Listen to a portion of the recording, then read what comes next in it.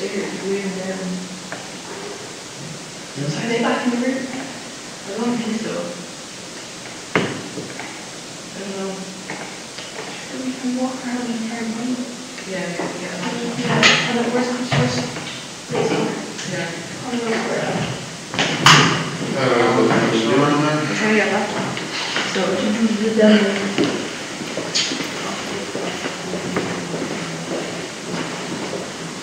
There you go. There should be one, three stores,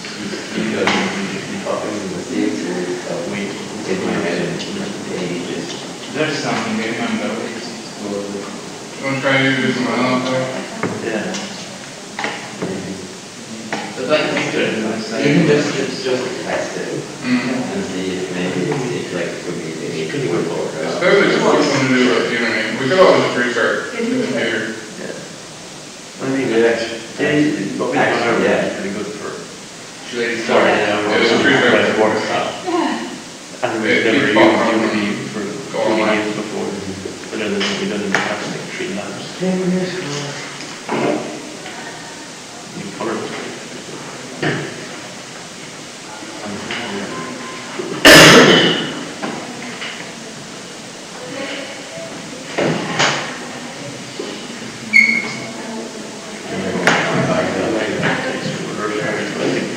Hey, start live. Yeah. You can. Is it started? Okay. Can you send the invite? Yeah, but that doesn't take me time to look at how it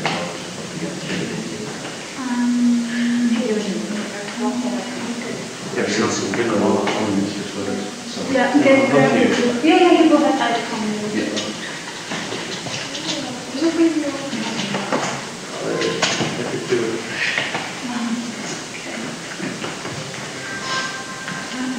Can I try one?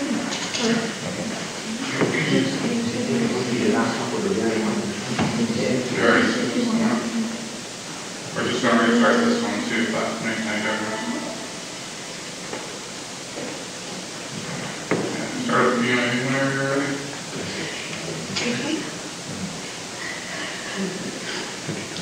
Oh, this is the one. No, and by the created and the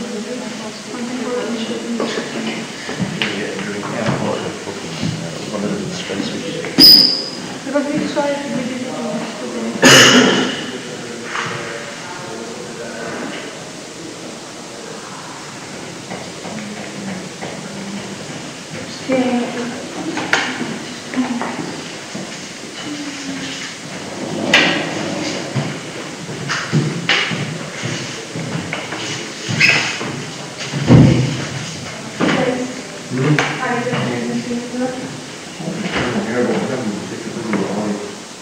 Audio. Oh, is the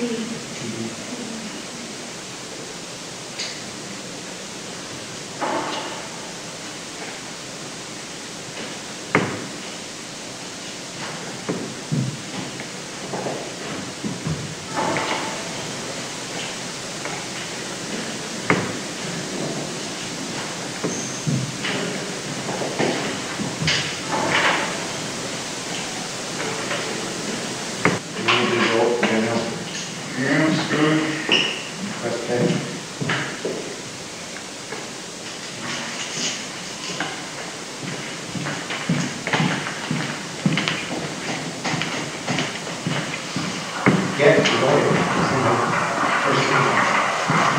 Just restart the machine. Just restart the machine. Hold on for a second.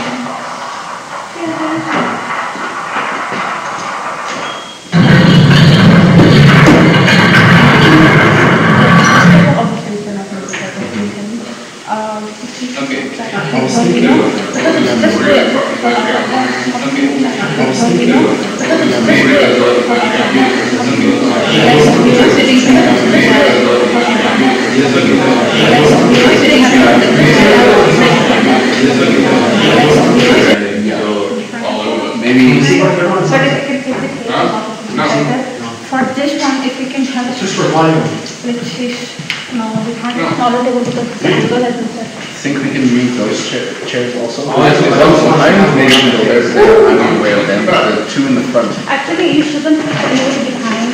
Okay, so one. Yeah, behind me, exactly. I can show you the. Yeah, that's what I was thinking, because when Zahir mentioned having people on the side, he said have one area clear so that there's a line of sight and having that unobstructed. So, Maybe you can use those like. well, just one of them at least, like I don't need three, you know, so. But I found it is like easy.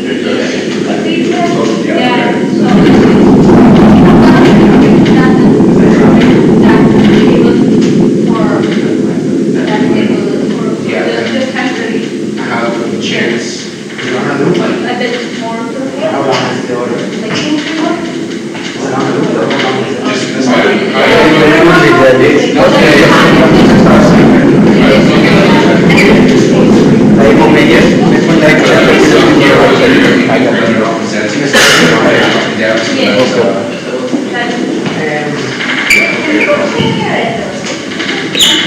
Just this Is it being recorded also?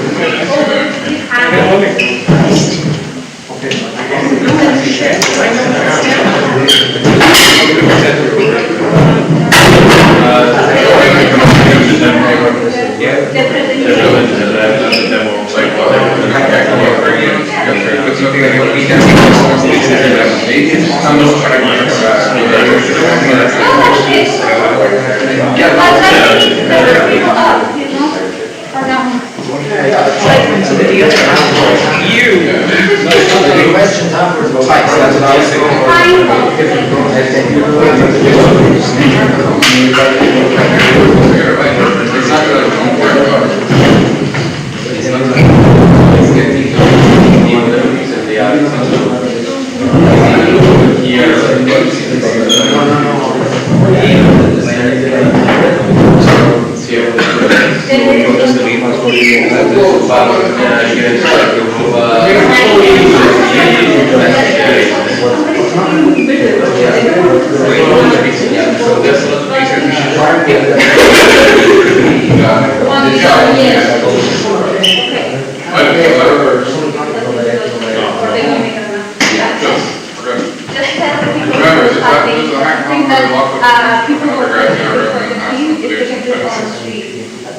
Yeah, on the sides more because they can Not necessarily there, so that's just because the they hire them to get up for their and and this side specifically. yeah, that's nothing like that rules, but like if they can follow so that an entirety of the Because also with something to speed up the Yeah, the judges might walk in anytime, that's why. you need chairs. You don't need chairs. Where do you like to sit? Not with your side stand. No, but takes 3 hours to come on. Are you going to be here?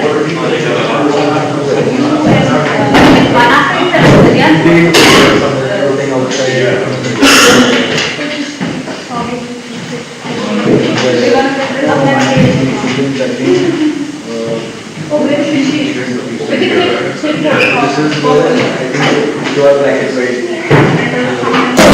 What we need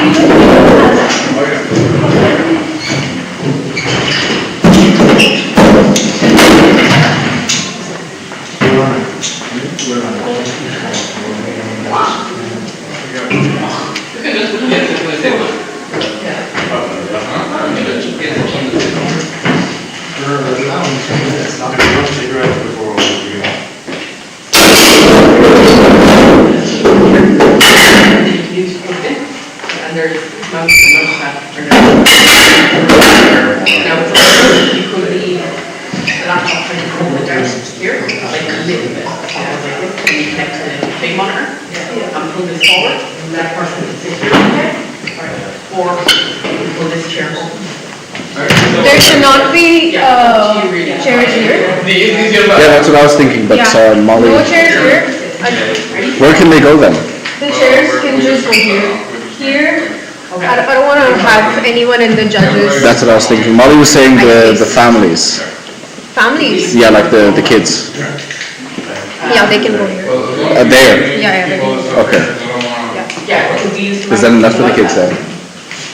For one more year, we can put a niche here and his wife and 2 daughters there. Okay, so an extra chair there, Extra chair there, and then the other guy had 4 people as well, right? so, That's perfect there. let's see, but I think so. Yeah, their family can I'll go. carry on like 3 or 4 square the one thing I was trying to do is get all Just in case. color, all the same color chairs, like, so it's not as bad. Not really, okay. Am I okay to go back to application right now? तुम्हारी pitch देखते हो अपने लोगों को नीचे बुलाओ तो तुम्हारी pitch I just want to see how much.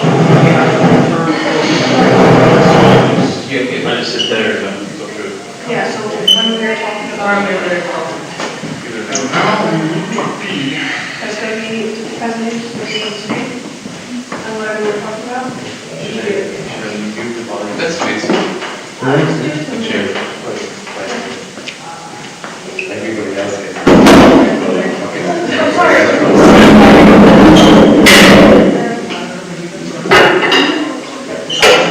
Takes like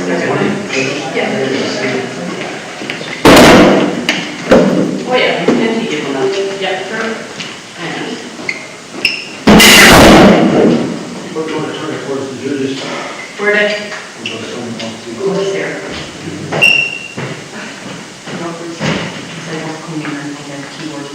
Yeah. We're good, yeah? How's that? Is that okay? Yep. Because remember, we were paying for on 1 seat, so. Perfect. That looks fine, isn't it? Because remember, we're gonna have to be paying it, so. Yeah.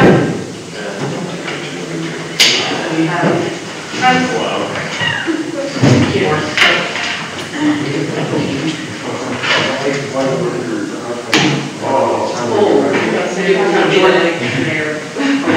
Just do it right on and make sure you're getting sound. Yeah. Unless we want to see your code. Oh. Yeah. Might want to turn it down a bit. Yeah, these are really good. Yeah, it's very loud. Just wait, it's not turned down. Well, it turns it on the whole screen. Alright, okay. Yeah. That's, there's no music on that. There is. Well, very starting to get feedback. Yeah, yeah. Yeah, so let's see how that goes. Oh my god, it's amazing! Yeah, after my God, yeah, that's the building. Oh, yeah. Fish is on that. Yeah, there's no. Yeah, that comes fine, yeah, yeah, that's perfect. He's got rolling up the table.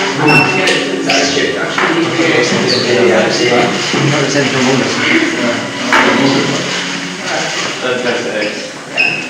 Perfect. Go for a smoke though.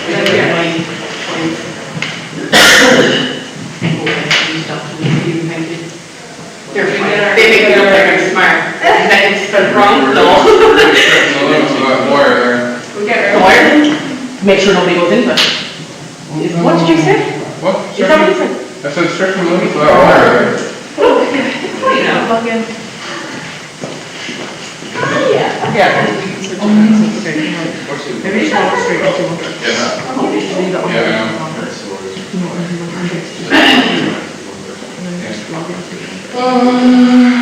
Yeah, that's perfect.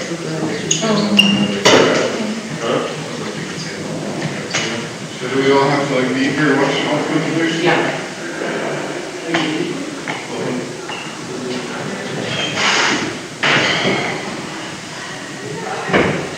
This goes on to what? Like what? Goes on till 4, 10 past 4. We have to be nice, you have to stay. No. I'm home. No, I just saw your tires. What? You slapped my tires. I did say. You're paying for them. Okay. You did. No, I slash three got insurance is you. I referred to you. Yeah, or use a different blade for the fork one to make it look like it was fraud. I have evidence upon you in the court of law. When do we get the t-shirts? Did you not get the No, we asked for them and they said after. Yeah, we talked to After? Yeah. because there was a problem with the stock. Yeah. We asked them, they were like, oh, we can't give them out. And then we said no. Oh.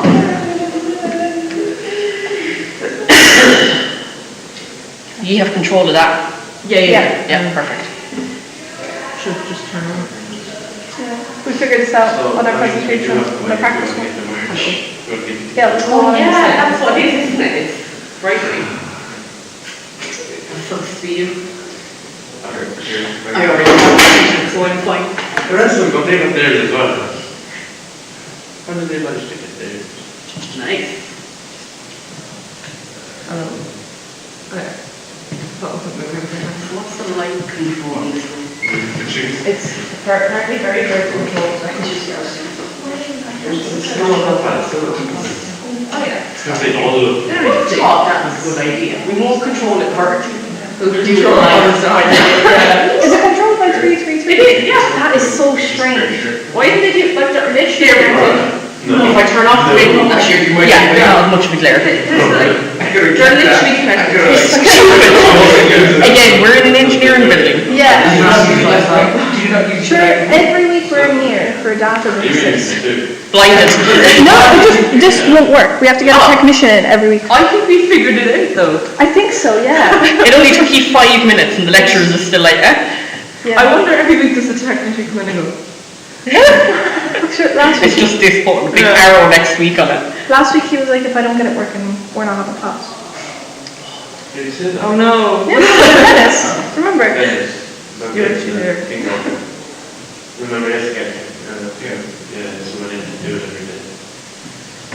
So when you're done presenting, because I'm not going to get up and disturb you, Yeah. all you have to do, drop the lid on the laptop, and just plug out the two USBs and the HDMI obviously, and you leave the laptop. Plug out everything. Yeah, so basically plug out everything that's plugged into it, and you can pop these, just kind of hang them over. switched it off or something. Oh, that's fine. So hang the mouse and keyboard lead just over here and people can grab it. The HDMI lead you can just leave here. Yeah. Drop that down and you can leave it on top of here like that. Okay? 4 minutes, and there's no one here yet. We definitely won't start at 2. No, I don't think so. I mean, they only want Have we been on time for anything? No. No, yeah. No. No, pizza first day. Excuse me. I was supposed to be. Was that? Yeah, it was. It was still late. Well, it was always fun. 9 o'clock came home. The big one was that when we came in, when we were registering and getting our little lanyards. Yeah, pizza will be here at 9. We're like, 9? What about the time before? Yeah. I'm like, it's 6.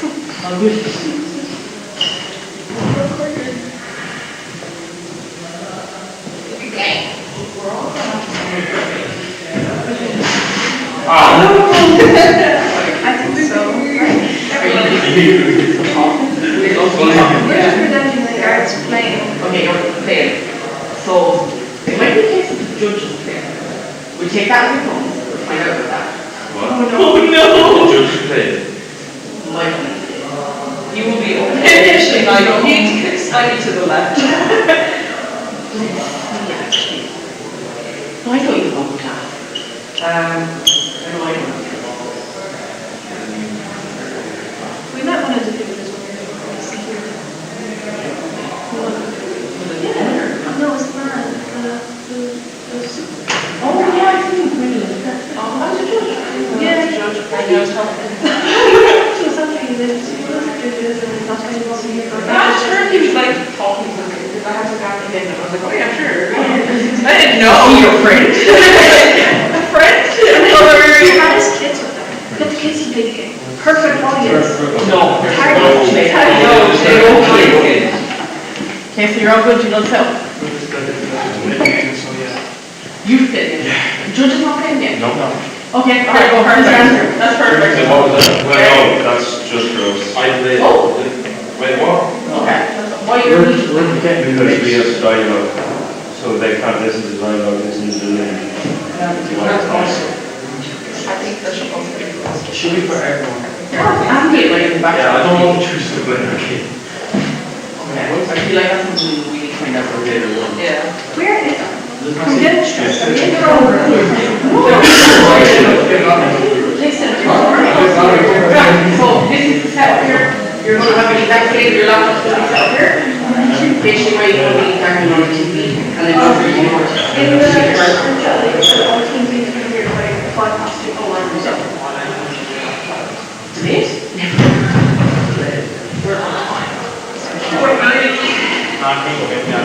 We can have our two reservations already, so. Quite exciting. Yeah.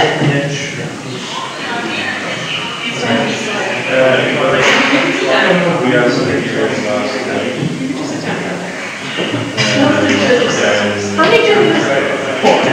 Oh, they get fancy chairs. Yeah, so it's probably fancy chair, judges, sit here, chair one. I can't remember the names. You're looking at Katie, remember your names, your job. Sorry? What?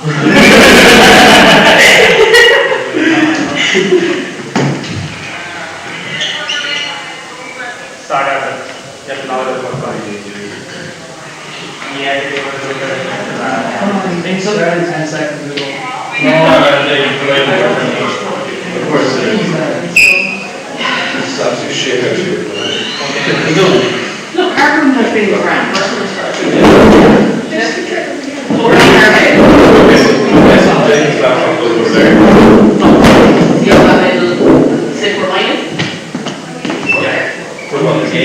Yeah, because you have access to the presentation. Oh, that's Here, log into that. 4 minutes to present, right? Sorry? 4 minutes. 4 minutes, so it's like 6 minutes of total time they have. So 4 minutes is the right presentation time, 4 minutes for question answer. So that's So what if we're we trying have 3 minutes, we have 3 more minutes. Alright, so this is what the answer is to the team. Regardless, like, someone can have to stand.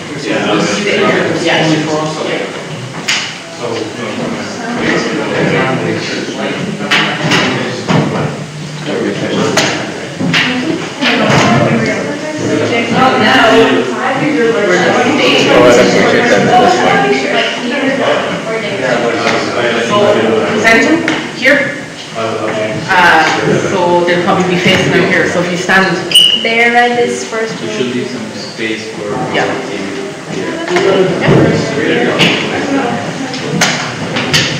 is that okay? Yeah. Around this.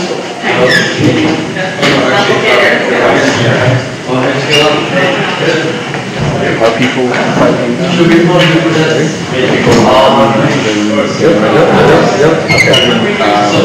you tell the presenters to try and be on the outside?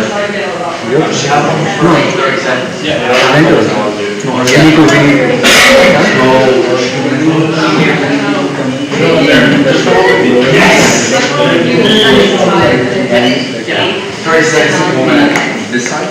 No, on that side. Okay, so anybody who's presenting, I know you two here, can you sit at the end of this slide? So ideally that you're not coming across the camera like a paper. Okay, so I guess that's it. That side, yeah. Are we not all getting up? Yeah, we go. Are you all getting up? Yeah, we're told, Which one did? You're one that was.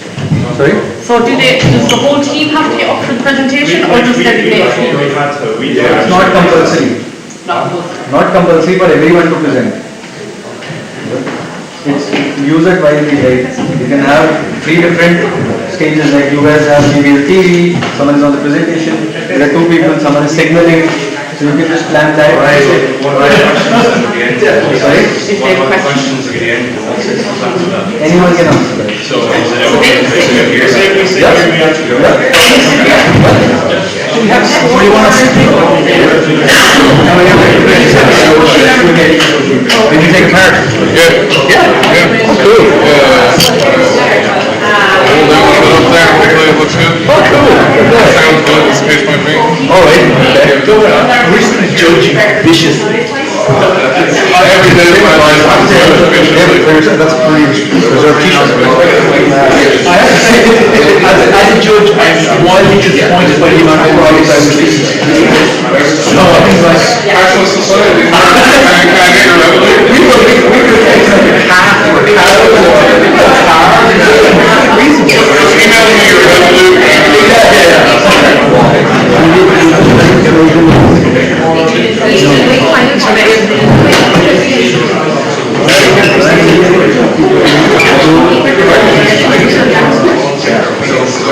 Yeah.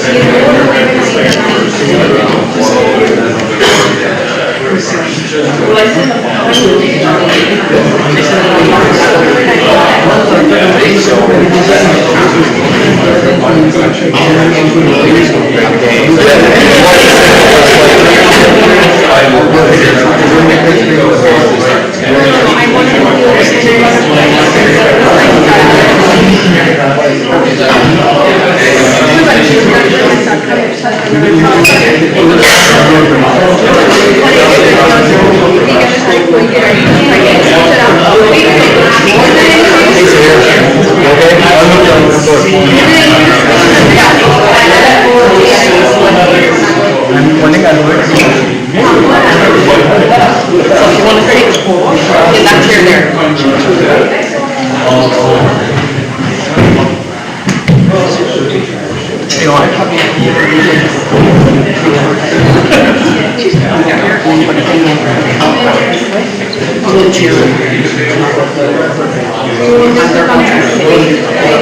One that can come from here? So because the camera there, the person in the camera here, I don't want to put something. So all the people that were then to them ones, are going to sit on the side, and when they come up, you know, come like this way. So you have a list of who's using it? No. This is like, Yes. can you get the teams ready according to? That's what I'm doing. This is You might try my- You sure she doesn't have a caption on her?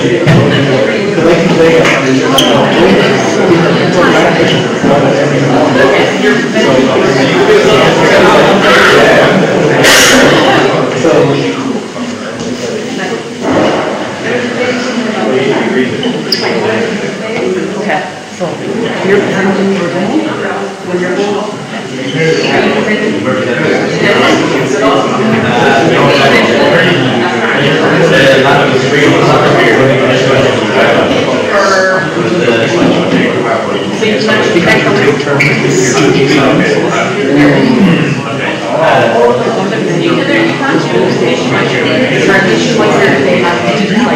No. On the side, we have everything that needs like to be projected here, we already have it. No email.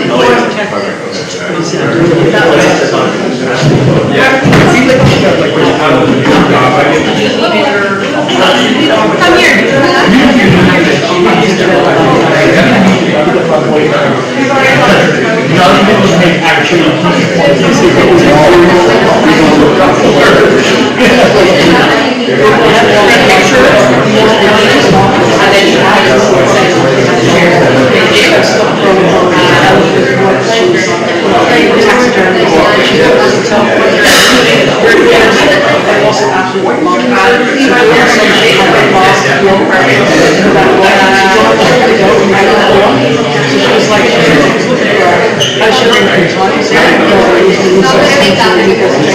If there's an animation for next, come back.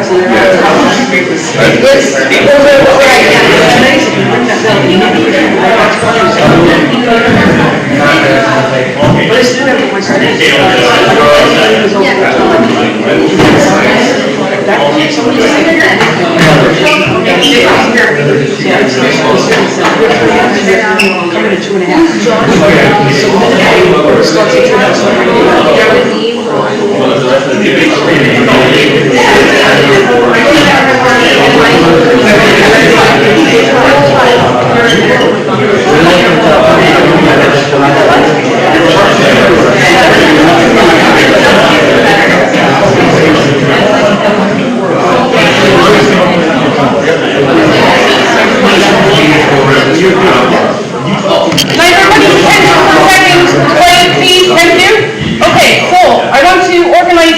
That we kind of have this as smooth as possible. So anybody who's presenting, can you please come over to this side, any team. Now your whole team is not or demoing, okay? So the first team that I have is gold. Then we have space for there. Then we have I don't think. Where's dolphins? Dolphins, are they here yet? So here, will you go get somebody to get out of the church? Okay, You can have you to do put that? it around the other corner. We'll stand, yeah. Okay. How many of them Two people? Okay.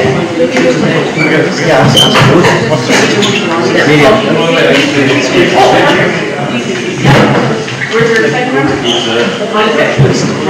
so the next person then, for the next meeting, Cocoa Crunch. Okay, so. You guys didn't present this. Oh, yeah, we got that.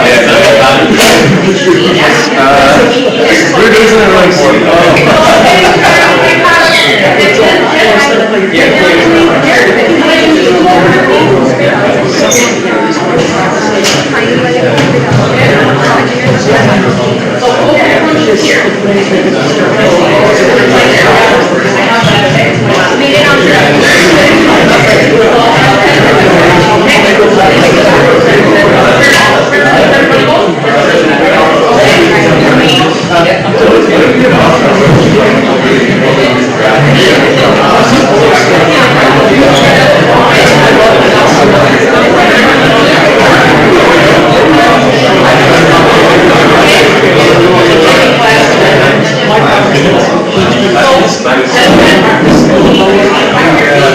I like our. I'm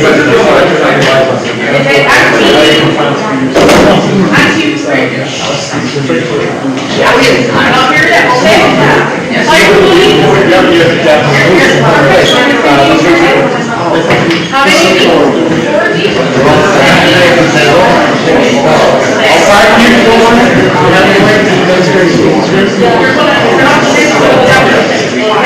Where's the team space for that? Why don't you come here?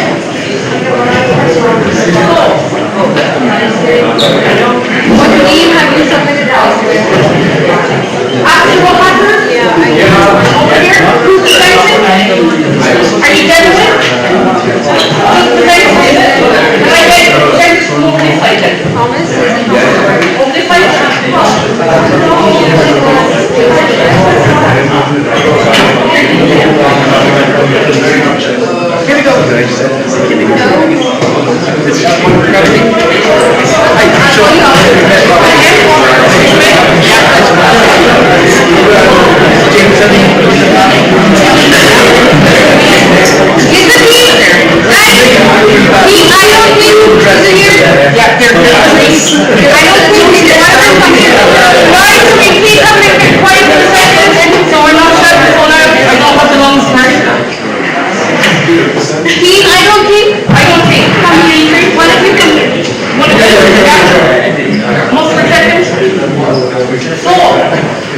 Sound surfers, that team, you're going to the air, just remember. Quickly, please. Hard up. Team, hard up. Team, hard up, okay? Perfect, so what you're gonna do, is you're gonna start with the you're gonna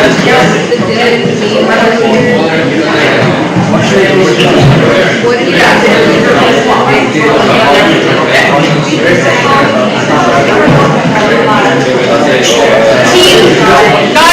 hello. I can't hear myself, so I doubt you can hear me.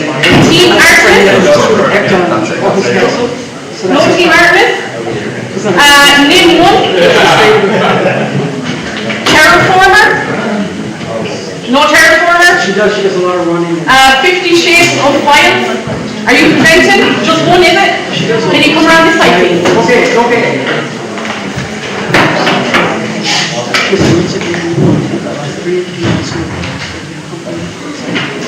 So, if you want to walk around this way, I can get you over to this seat here.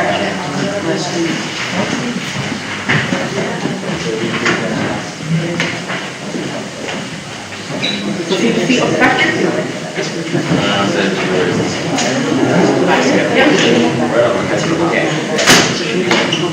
Okay, so I'm going to do a check now with people who are presenting and then ones that are actually on this slide. So both, space today. I don't think. Dalton? Not here. Fighting fire with fire? Yeah, perfect. Are we fighting fire with fire? Okay, so what I'm going to get you to do is your first. Yeah. So I want you on this side. And then you go in, okay? And then you swap when you come back, okay? Just to make things easier, just to work out. Okay, so Cocoa Crunch. Yeah, you're there. Perfect. Auntie Rich, not here, Cyberbully, perfect. Astro Hackers, yeah, perfect. Sound Surfers, perfect. Paragon, not here yet. Anyone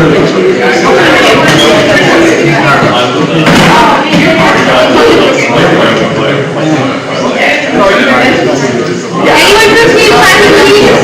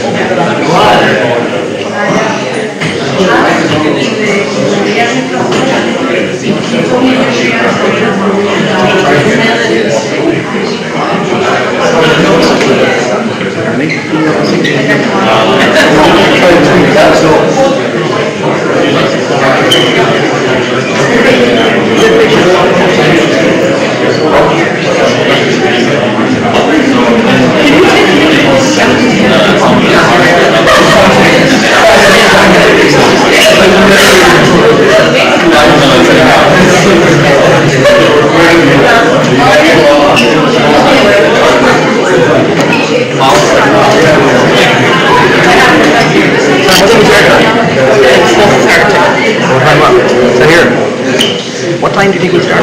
Start in 10 minutes or not? Or next 10 minutes? Next 10 minutes, okay, back in 2 minutes.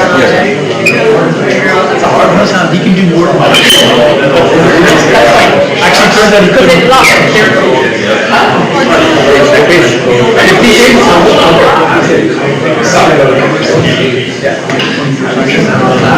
You're doing a great job.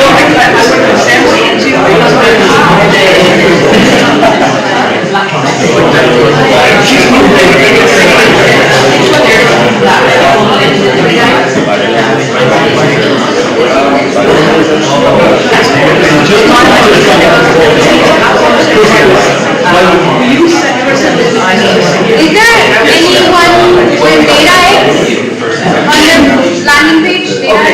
get the sheriff with us because we'll do that. For veterans. Yeah, I think it's on.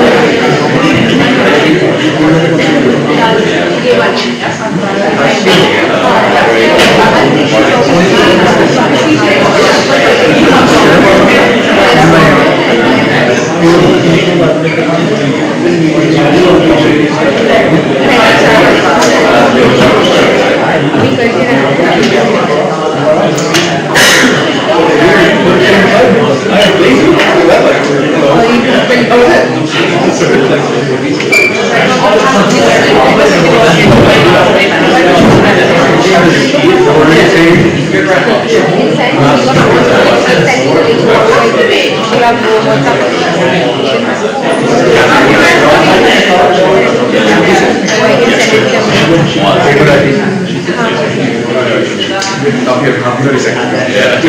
Are you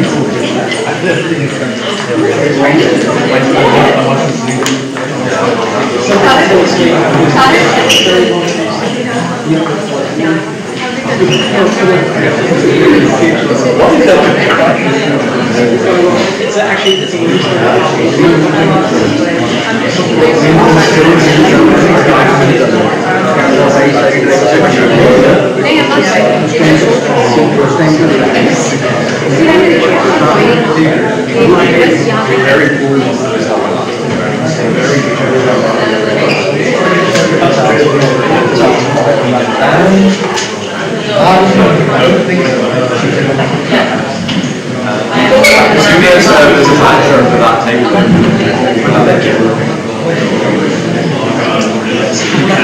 If you open that door, like this, that's all the it's not actually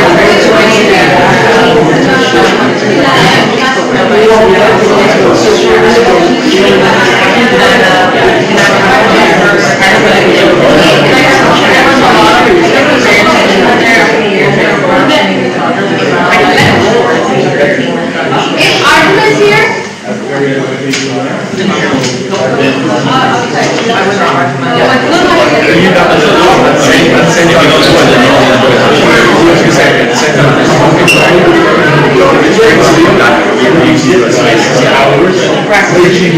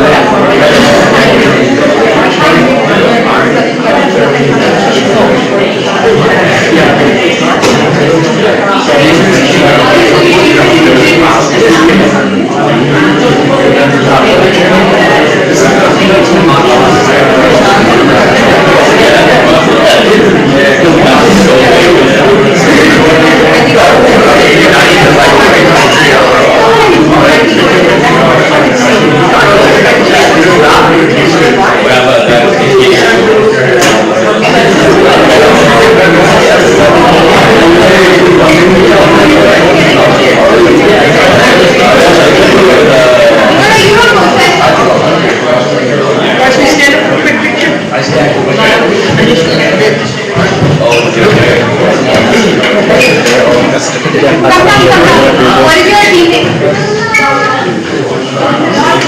Dolphins.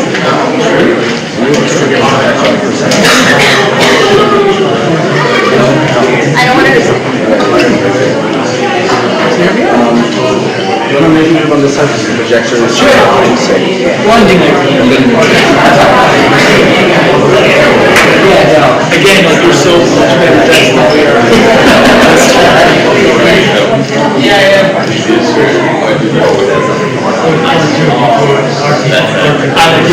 You'll Photoshop in the hair later. If I'm gonna do that, nobody cares. We're totally taking special requests. That's it, That can totally accommodate. Alright guys, we're ready to start? Yeah? Everyone's excited? Sure. Nervous? Happy that it's almost finally over? I thought someone said no. Who's not happy? Yeah, I said no. You said no? Yeah, I want to do it again.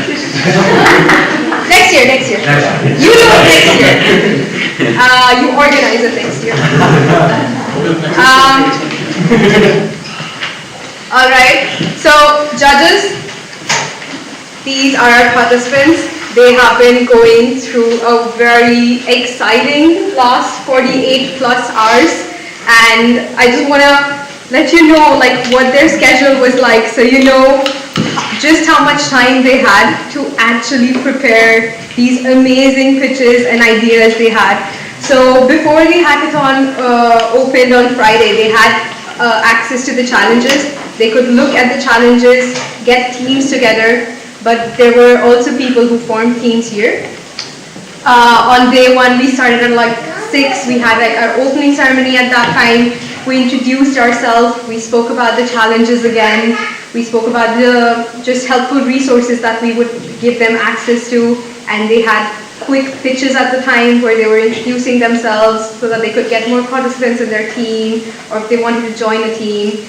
And they had, on the next day, they had a lot of mentor sessions that dropped by, gave them some critique on their ideas that they picked out.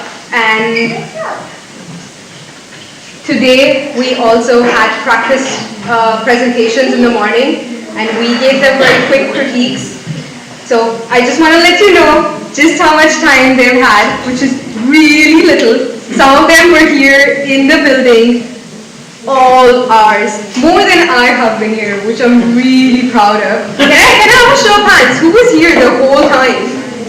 The whole time.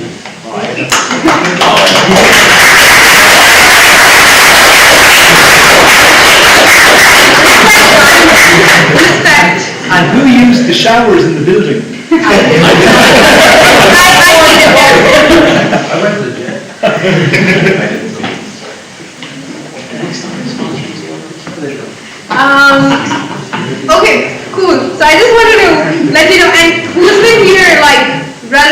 the whole time, apart from the nights. I know there was one team who booked like an Airbnb. Wow. I think one of the team got a grant to come to this competition as well. I heard one team got a grant to come to this competition. Which as well. team is that? That got a grant? Yeah. So there are a ton of very exciting challenges that they're going to be covering, and I'm going to let that be a surprise as, you're going to get to know them when they present. I want to quickly introduce the judges to all the participants. We have Anish, who's an MTS software developer at AMD. We have Shane Lyons. Sean Lyons. I've been teaching that to You know what? It's a nice full circle moment. So,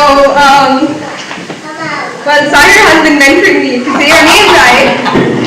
So, Sean Lyons, and who's the Dean of TUS. We have Jane Burns, who's the Director of Education and Public Engagement, and Niall Murray, the lecturer and founder of Timex. Yes? So, just a quick gather of rules that we have with regards to time here. All teams will have 4 minutes to present, and all the judges have about 2 minutes after the teams have presented to ask any questions that they would like to ask. There will be a very nice lady somewhere here. The nice lady. That's the very nice lady. Use this moment to cross the room. And we have a 30-second banner there. 1 minute and 30 seconds. So the very nice lady is keeping track of time, and if you start going over 4 minutes, she's gonna start clapping, and I recommend all participants to start clapping because no one should get more time than you did. So in the spirit of competition and winning, and just sadism, just pure sadism, just start clapping as soon as she starts clapping. Okay? Not before that. We don't want to be mean. We're also Sahir's quickly gonna tell us about the judging criteria as well. So in brief, there are 5 parameters of evaluation. There's impact, there's relevance, there's validity, there's presentation and creativity. All of you know about it. The judging criteria has been open sourced by NASA, so it's really public, and I hope that help you in your journey as well. So that's basically it. I'll let you continue. Thank you. All right, we're gonna begin with the pitches now. Can we have the first team here?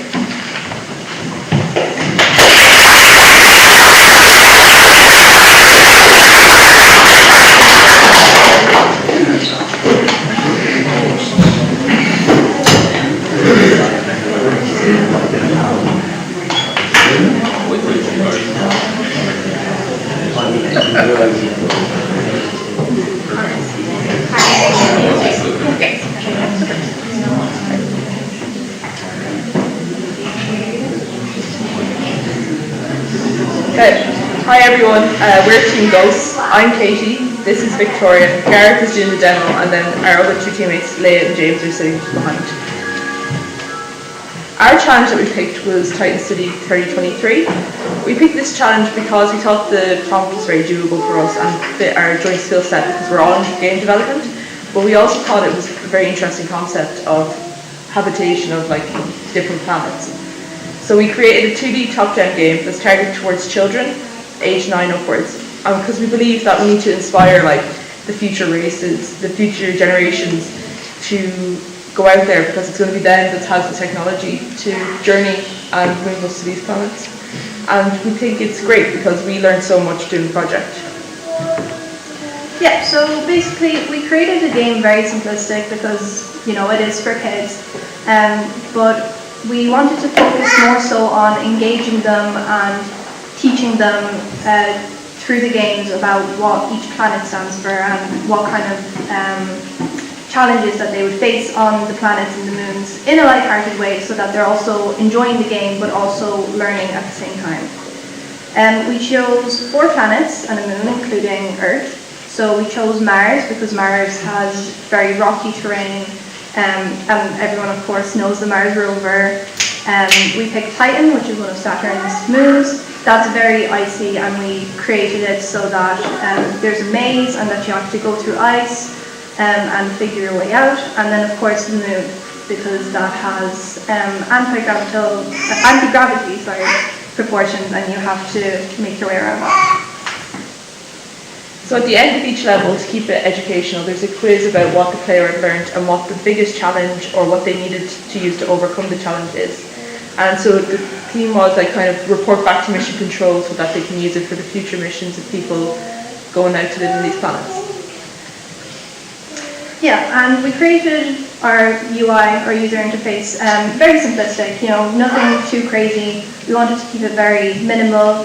There's also a couple of other features we would have liked to add, given that we had more time, like more in-depth levels, more maybe different levels of challenges, so like from easy to difficult, level select, and kind of have a place where the player can go and see everything that they have learned.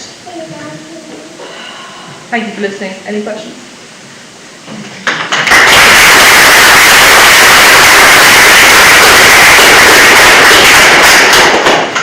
So, I just have a quick question. So it's a lovely concept, right? So, and the idea is to learn. Yeah. So, what kind of interactions have you programmed into this here? I see, is this a keyboard? Sorry, yeah.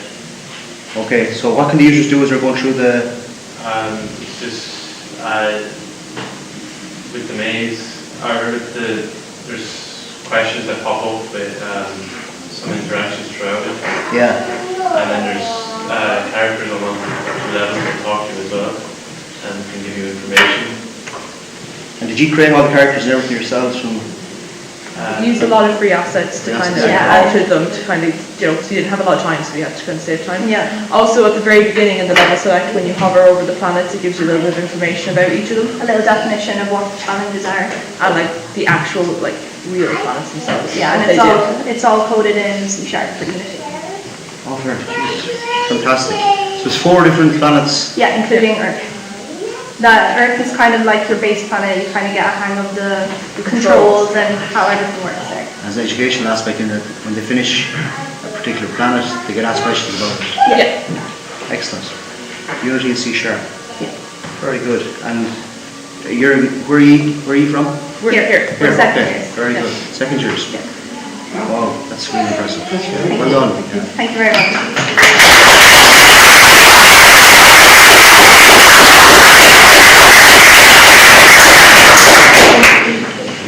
Thank you, Team Dolphins. We'll have our next team up now.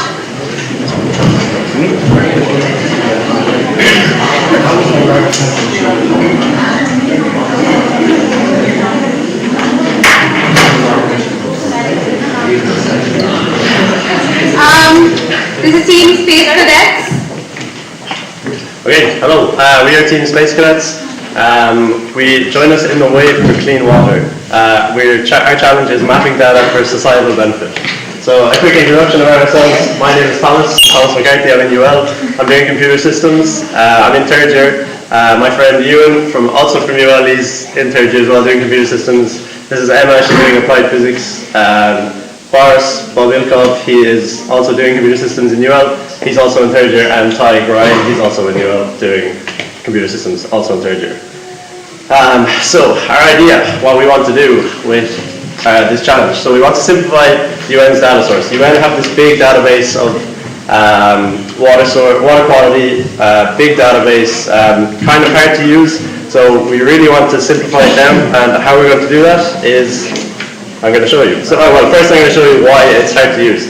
So there's long loading times, big loading screens. You have to wait a long time basically. It takes a long time to get this information. To try and download it is also a long time as well. So when it finally does load again, there's so much information you just don't know really what to do with it. When you're trying to select it, there's lots and lots of stuff. So what we want to do is simplify it. We want to improve this functionality. We want to take out everything that we really, really want. We don't want all the messed up data really. We just kind of want it to function how we want to personalize it, we want to be able to just get the water quality, we don't want to know the pH, the oxygen levels in the water and stuff. So yeah, improving functionality is one, and then we want to raise governmental awareness about water sources, about water treatment plants. We want to be able to help governments make these decisions about where to put water treatment plants and what water sources they can use to feed into these water treatment plants.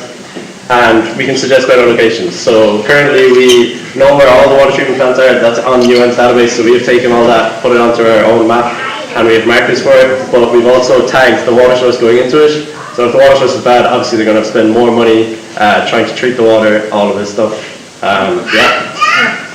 So that's our objectives. So I'm going to bring you through a little bit about water quality and why it's so important. It's a factor when trying to choose the course of the water for the treatment, obviously. Like if the water quality is bad, then you probably want to find a better water quality so you don't have to put in as much effort to clean it. So these are the factors that influence it. So like temperature, dissolved oxygen in the water. There's also biological oxygen demand, so the amount of oxygen that the water needs to survive. So if it needs a lot of oxygen to survive, that means there's a lot of bacteria in it. It's not great. So that would be kind of like a bad water source to use to like treat. So our app is designed to suggest which water source to use to supply a region with potable water. So how are we deciding what the best water source is to use? Well, we are still in development, but our idea is that the river will be color-coded and we will see where the water treatment plants are. So on this one, the water treatment plant is on the red water source, meaning the water source is bad, and they're probably spending a lot of money trying to clean this water, but there's a clean water source just down the road. They could move their water treatment plant, save a lot of money, do the same job, less money, more efficient. This is data from the UN that we have. Why not try and better the government's money spending on this stuff?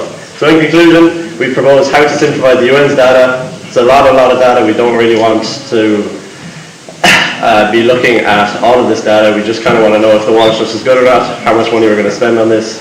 And yeah, these are our sources. Thank you. We are Space Cadets.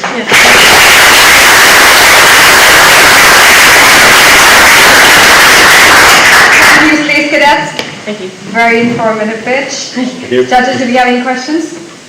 Do you see any further scope of improvement from your idea? Yes, so future planning, so in India and Australia they have lots and lots of high temperatures, low temperatures, so water sources run dry, water sources are abundant in certain seasons, so like monsoon season or like obviously if it's very hot the water source is going to dry up. So you could implement temporary water treatment plants or to try and use that monsoon water, or if it dries up, obviously you wouldn't want to put your water treatment plant there. So UN has all that data, but that's future development. We don't have that implemented at the minute. So yes, we could also bring it to schools and stuff to try and teach them about water sources and what makes water sources good quality, bad quality, why it's the good water quality, why it's bad water quality. Yes, that could be future improvements. We have time for another question. Good question. Sure. So if I was in county council and I wanted to take advantage of your app and use it, how would I go about it? Is there anywhere where you're talking about, do you have anywhere where you're logging the cost of the existing infrastructure that's there versus the cost of the new infrastructure? So we would want data on how much money they're spending in their water treatment plants, and then we would want to be able to estimate. We could potentially involve machine learning and stuff. That could be very cool stuff using UN's data, trying to estimate how much a cost would be, how much to set it up, how much it is to maintain, based on trying to clean the water, the quality of the water coming into the water treatment plant, how much chemicals you're going to have to use. It could be a very cool idea. Yeah, definitely. Cool. Yeah. Any more questions? That's Have time. the last. Okay, thank you very much. All the Yes, time we have. no.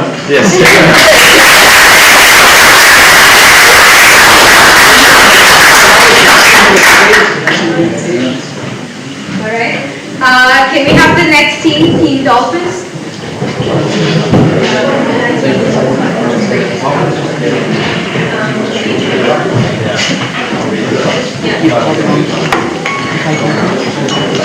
Sorry, Team I don't think. I'm sorry, my bad.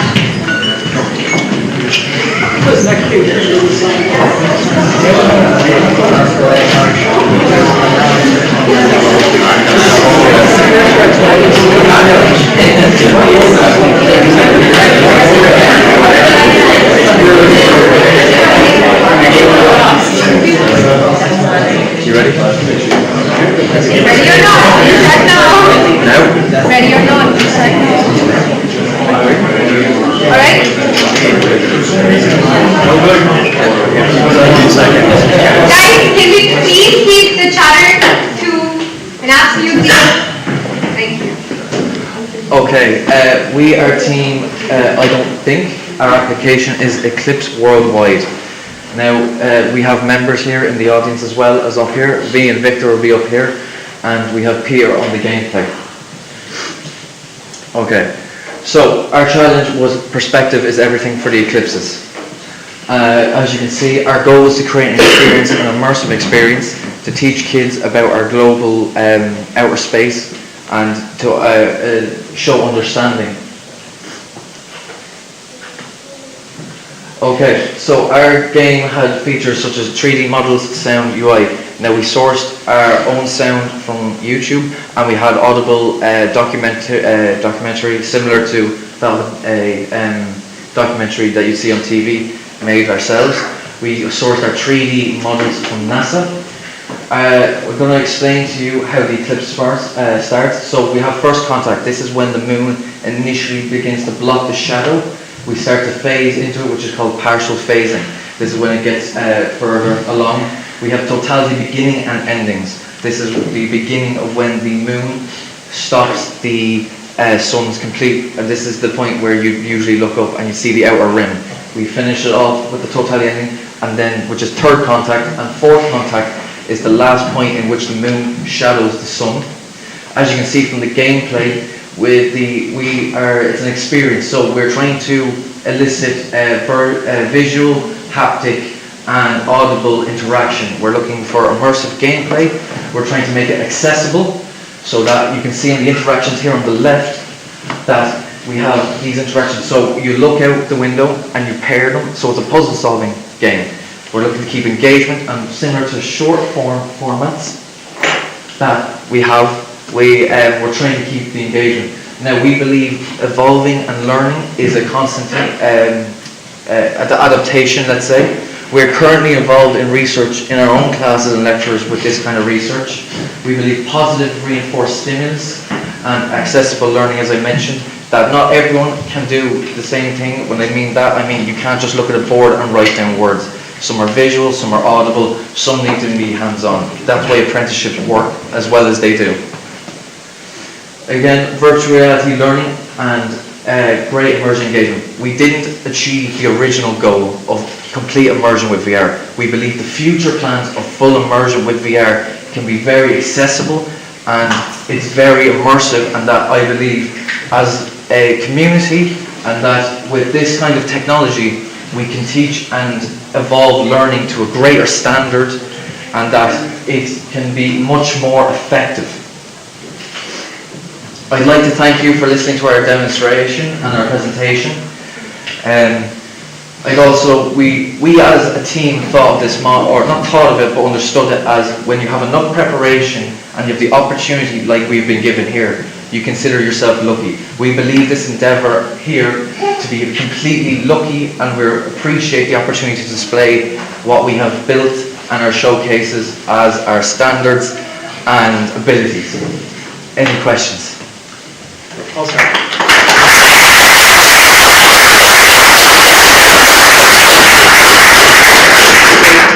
Two questions. Yeah. You mentioned haptics. Haptics. What kind of haptics have you built? Similar, we're looking to do, it's more future plans as of right now. We're looking to do something similar with PS5.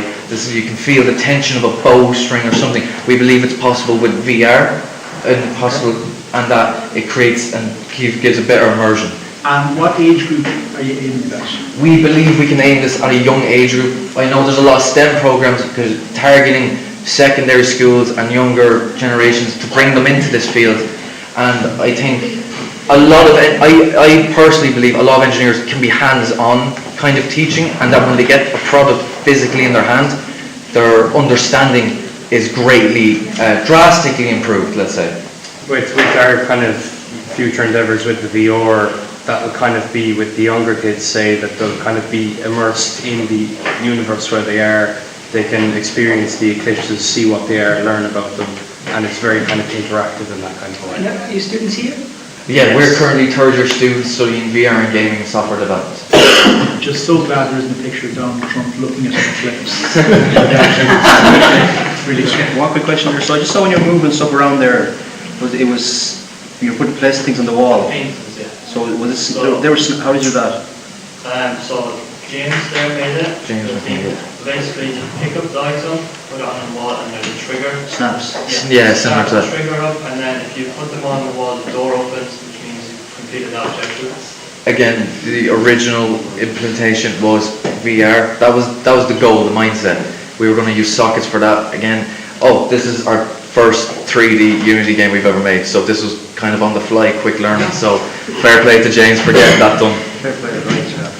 Just for one question, do you see any optimization issues when deploying in the real system? Since you are using too much graphics. Please read that answer really quick because we're out of time. Deploying it, depending on the size of the actual project, yes, there could be possible issues. I believe they can be solved in the future, definitely. Thank you, guys.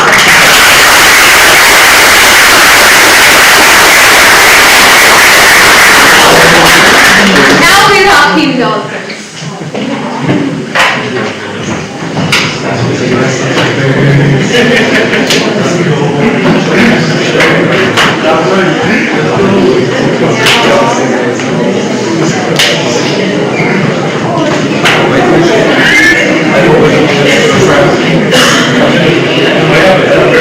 Alright guys, let's start.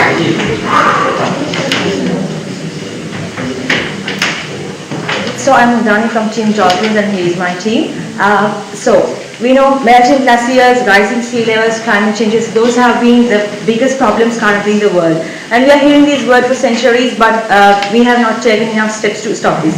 And even as per WHO, between 2030 and 2050, there is expected to be 250,000 additional deaths per year in the near future. So with these issues, to address these burning issues, it's time to call our saviors oceans, as it produces oxygen more than all the trees combined in this world. So let's welcome the upcoming industry, Ocean Gardens. So Ocean Gardens is to grow feasible sea plants within the oceans and considering its temperature, pressure levels, carbon dioxide levels and the sunlight and other factors. Even Ocean Gardens can be used to promote two main types of products such as plants which absorb higher carbon dioxide level and plants which produce food to the living. So these are few of the plants as well. So in this implementation, we identified there are few challenges as well. So due to lack of awareness, we are not aware about the health benefits it gives, the food options and its ability to implement as well. Even these oceanography, marine related studies are just research based areas, but we have no platform to share the information and provide the awareness. And people are so concerned about the investment cost, but they have not seen the opportunities that it brings. And even not having a platform to get those skilled workers into this industry is another main problem. So we are providing the recognition as well for the ocean gardening efforts and would be another advantage as well. So to address these challenges, we have come up with our web application, Ocean Green, to make the change happen.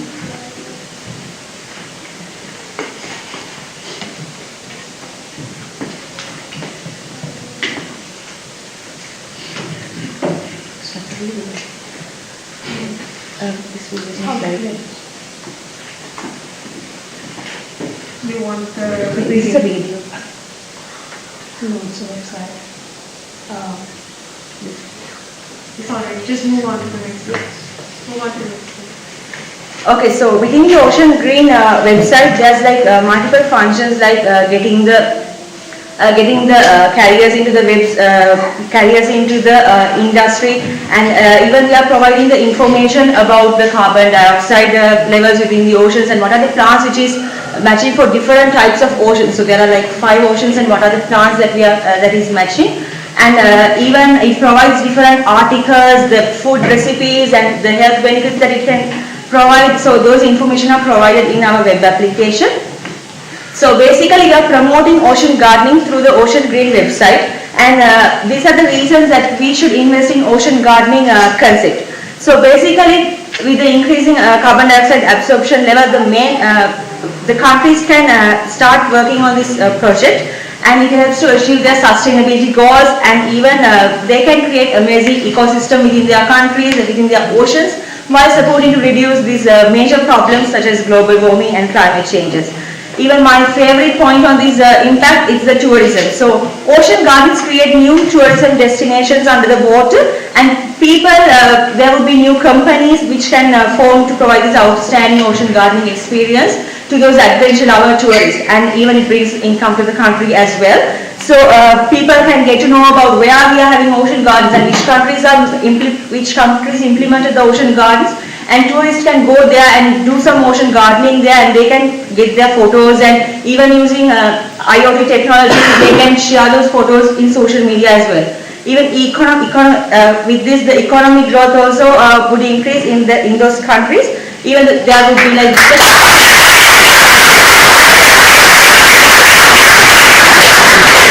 Sorry guys, that's all the time you have for the presentation. Judges, do we have any questions? Yes? So it's a two-part question. One is, where would you propose to do the beta site for this?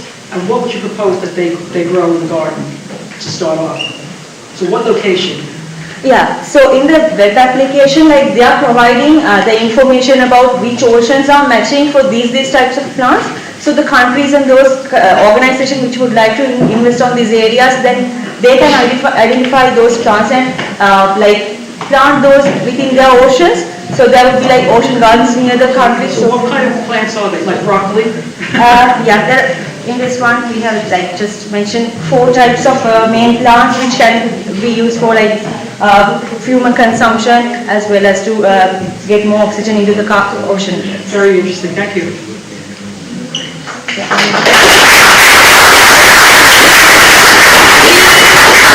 Time for one more question. Are there any more questions? What did you use to develop the web app? For now, we just use the template. I think in future we can use the languages like that. Okay, perfect. All right, that's all.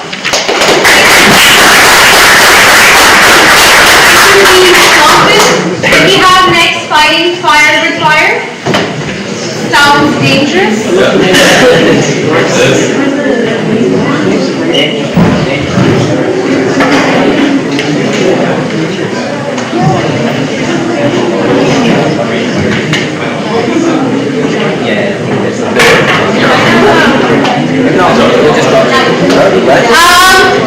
All right, guys. Alright, perfect. Hey everyone, we are fighting fire with fire. And we are working on developing a device that is based on trying to assist communities in defending themselves against wildfires. Now, the communities that are most affected by this are heavy. It's going to be your remote communities that are in highly forested regions. So we're working on a device that will assist in not just the satellite influencing it, but the on-the-ground real-time information. So he set out to develop a beacon that establishes 3 goals: real-time data, on-the-ground mapping, and accessible to remote communities through government deployment. Yes, my friend Noah is here. So going off the 3 goals that Robert introduced, we developed a 3D model that's as cheap as possible, as easy to manufacture as possible, and as repairable as possible. We did this by including off-the-shelf components like an Arduino, a DHT11 temperature and humidity monitor, and a carbon dioxide and carbon monoxide monitor.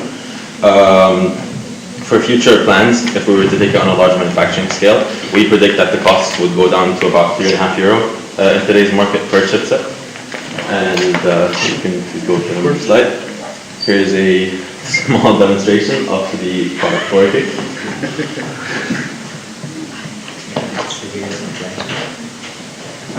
It's fine. So the idea behind the product is that if there would be a fire, the sensors would detect it. And in the video, you see that they detect it through an app, so we get a notification on the app. But that's not really the goal of the product. This is more for demonstrative purposes. The goal of the product is that data collected goes to a central government-based system, helping the government use its inbuilt already available services to help those in need. And an example of the government website is going to be introduced by my friend Joe here. Thanks guys, thanks Moz. So like Moz was saying, there's no point having data if you're not able to use it. So here's a graphical representation of how we can use data. Unfortunately, this is a video that was showing the user interacting with it, which is not able to use. I'll walk you through it. Basically, you have the map of, this is California, and a grid of dots would appear, and a red dot would appear if there's a possible fire. Now, you can click into it and you can see the exact coordinates of the fire and the date, time it was reported, and maybe other sensor data as well. But why do we stop there? We can get other data as well from NASA's firm system. We can also get weather data and terrain data, and we can actually input this into a AI model that can predict or forecast where the fire is going. So this allows the emergency services to kind of act more preemptively and act more rapidly and efficiently to control the fire before it gets out of control. Doing that would save thousands, maybe millions of lives. And I think we're going to be able to get the video working. I have a laptop. All right. Yeah. If you want to, yeah, sure. And if you want to do the question. We can do the questions in the meantime because it's more for demonstrative purposes. So. One question, how do you do the prediction? What's your strategy? So the idea is you have a sort of grid. Each beacon has its own ID. It detects like an irregularity in like CO2 levels or heat levels. They send it, and if multiple sensors are sending it, it's sort of an indication of the potential for forest fire. We also use wind. I think Claudia here can kind of go further on it, but we kind of use wind also to help with the forecast because wind is obviously like the main determinator of where the forest fire is going to. Unfortunately, within our 48 hours, we weren't able to fully design the web power of it. So this is sort of a here's the simulation here. It's basically just exactly what I say. You can click in, and then you can see data about where it is, and then you can then move on and then have a forecast here. But we don't have actual data on this. We're more focused on the prototype, but in future we would love to create a forecast model for it. I think we also have a chance to get the. Do you want to show the? The prototype in order. We'll show the prototype video. Yeah. Okay. Question thing. So as you can see, and this is probably how the product will be installed as well. We're rough on the edges, but here you can see the light is starting to deep, and we have a warning appearing on the app. Now, obviously, this would, like I said, go to government, which would then send it to your worst emergency alert system, which would be better than happening. So. Yes. How does the device talk to the server? Right. So we're currently working on this. Again, we were using a Wi-Fi and Bluetooth module currently, but if we are implementing it into the wall, this obviously wouldn't be the best solution. So perhaps we would connect to an antenna that would broadcast it to either satellites or just a local network system that would then go back to the main hub, maybe where the fire station is. But ideally, it would be able to have a long range. I think also the availability of Starlink would greatly help the project. Yeah. All right. Can I ask one last question? The last thing I said on Friday evening, 6 o'clock, was don't burn the building. Yeah.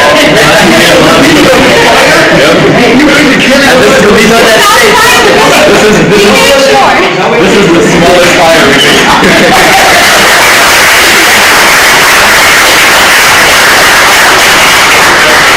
Thank you, team fighting fire with fire. I'm sorry about not having the simulation software here.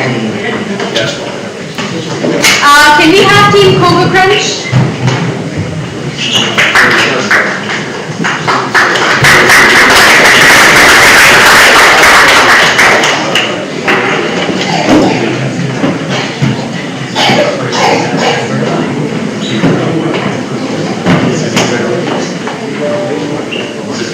All right.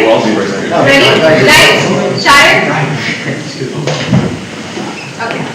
So, we're Team Cocoa Crunch, and we're going to be building a marketplace for our open science project.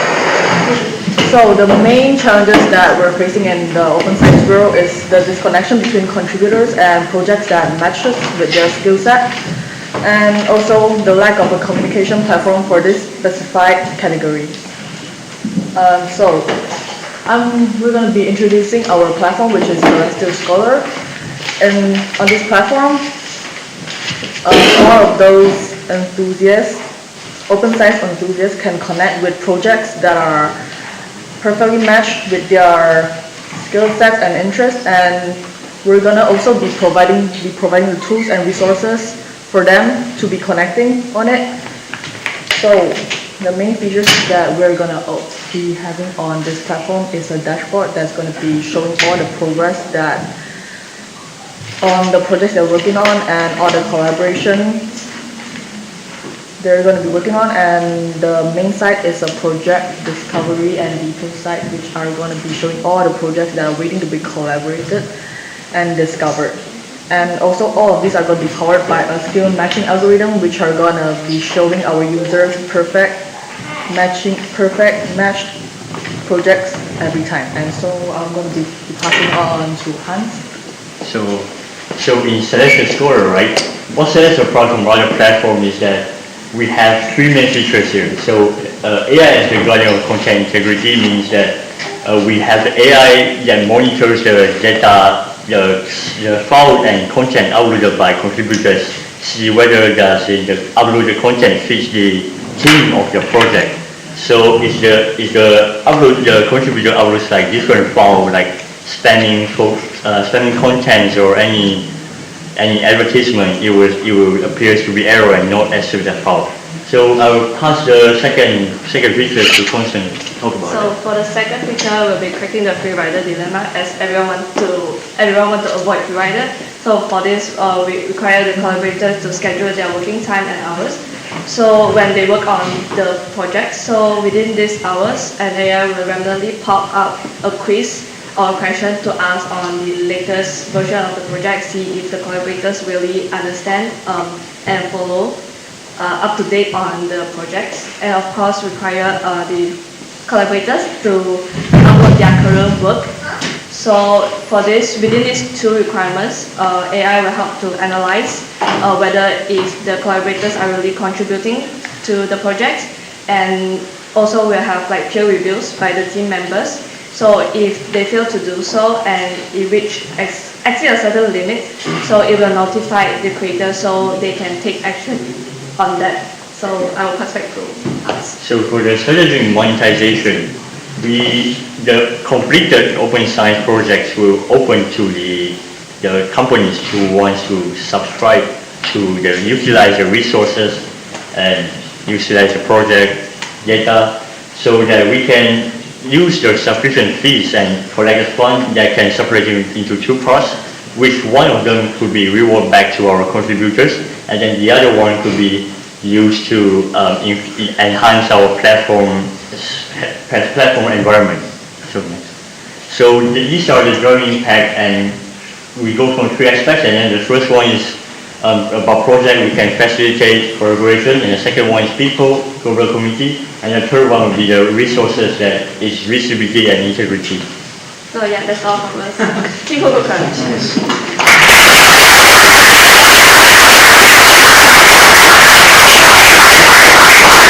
Thank you for that presentation, guys. Judges, any questions?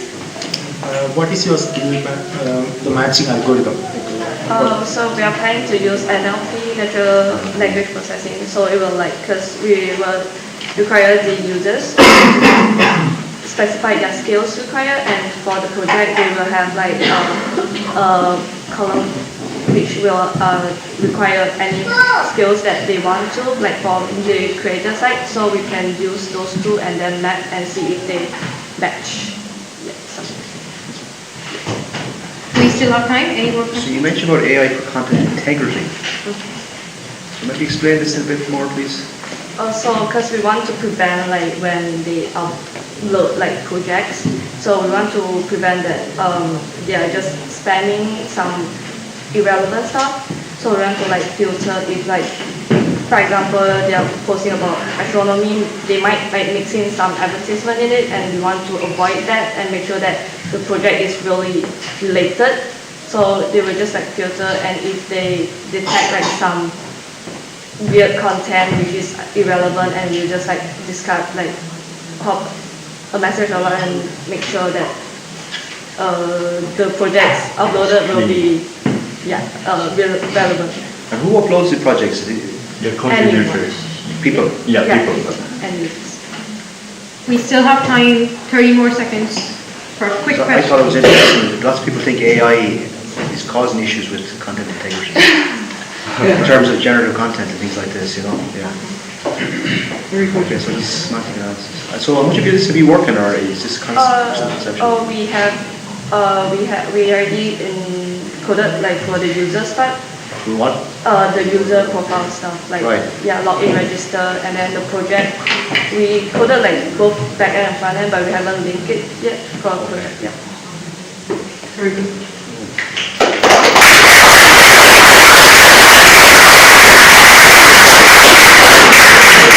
Thank you so much, Team Coca Crunch. Very interesting presentation. Guys, we're just going to give a quick 15-minute break to our judges now. We expect the participants to still remain inside the room. If you need like quick water or something, that's still here. You're expected to stay still in this area. Judges, there's water and some refreshments outside. Good job.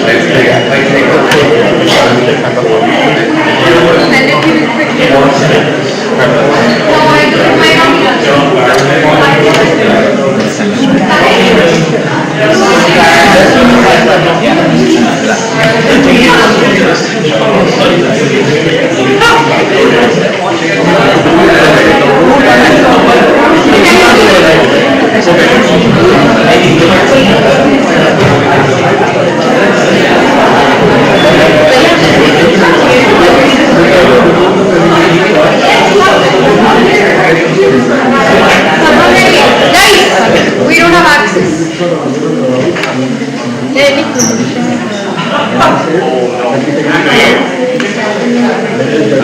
your camera. Change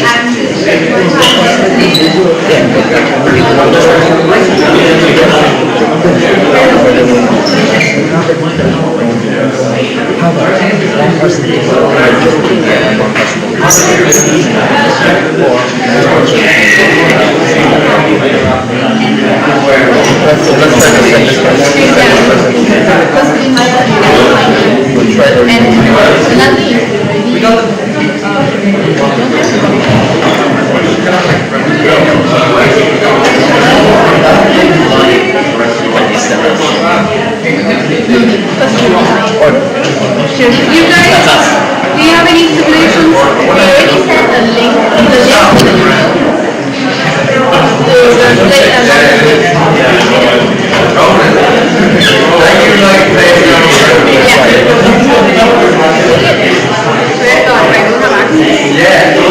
No, because we already opened it, make it public, so you can get it.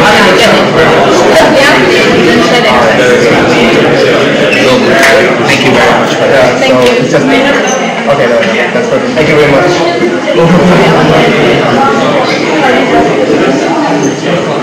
Andrew members, do you have any simulations or videos?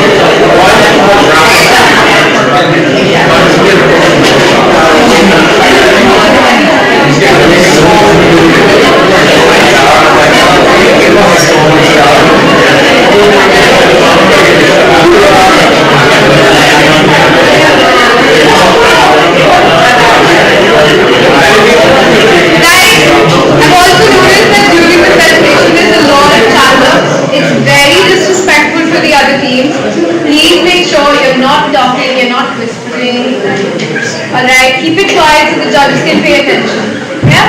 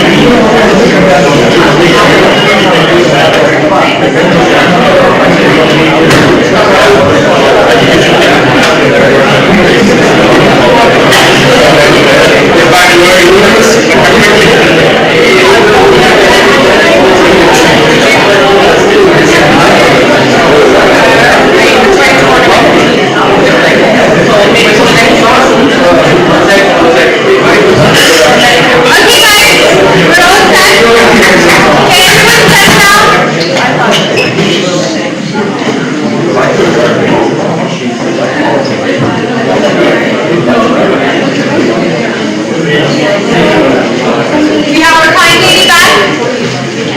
Yes? Are you ready with the time? Okay, good to go, guys?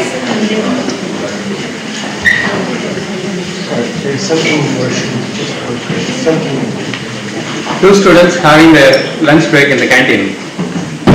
Hello, Fernando. How are you, man? Oh, grand. See? What's that? Would you like to have a try?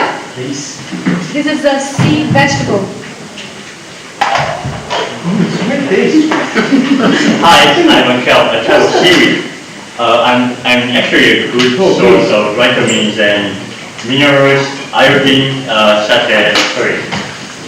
vitamins, minerals, fibers, antioxidants, and omega-3. How does it taste? Can I try that, bro? No, it's fine. Let's talk to the canteen manager. Maybe he can provide more help. Hi, I'm the canteen manager. I love all of your conversation and I think it's something a good idea.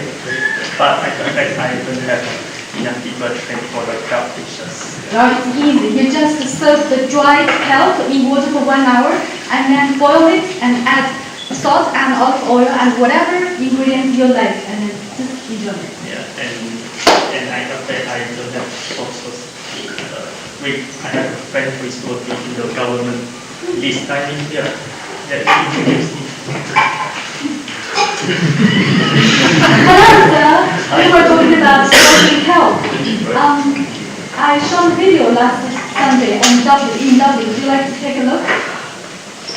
Hello everyone, I'm in the Lining Beach in Dublin. You can see there are so many seaweeds which are precious food that we are wasting here in dirt and we have to add water waste.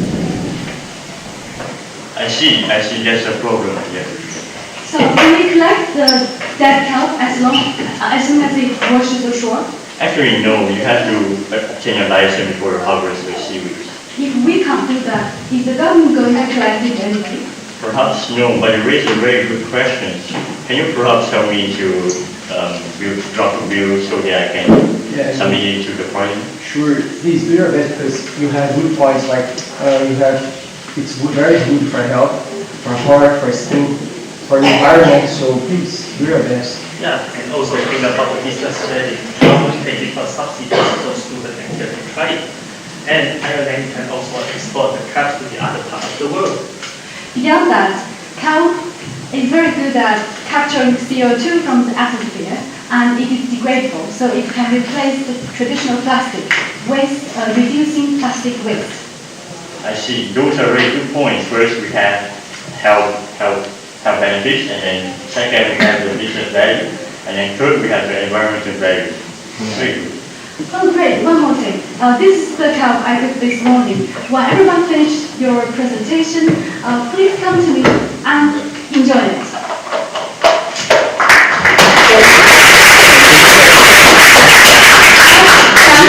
This is the website we made for awareness. Help. Thank you.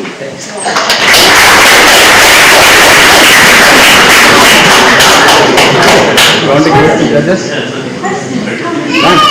Thank you so much for that. It was a beautiful skit. Judges, do we have any questions? I'm confused, should I ask the Kelp or the government representative? So it's a great idea. You mentioned it, you have business opportunities, environmental benefits, health benefits, and as well as benefits for materials replacement. So if you had to pick one, which is the most important one we should focus on to start with? You mean from three of the... Yeah, so should we push it as a food? Should we push it as a materials replacement for polymers? Or should we just try to get the infrastructure to harvest the kelp right and then figure out the rest of it afterwards? The thing I really sad about is I don't want good food being wasted, shot, rotting there. So the point is to incorporate into our diets. But the problem is the legal issues. In Ireland now, we have checked, we have to do research. We are not allowed to do that. So maybe government policies should be the first to do that and then bring in business, then it will be a sustainable industry.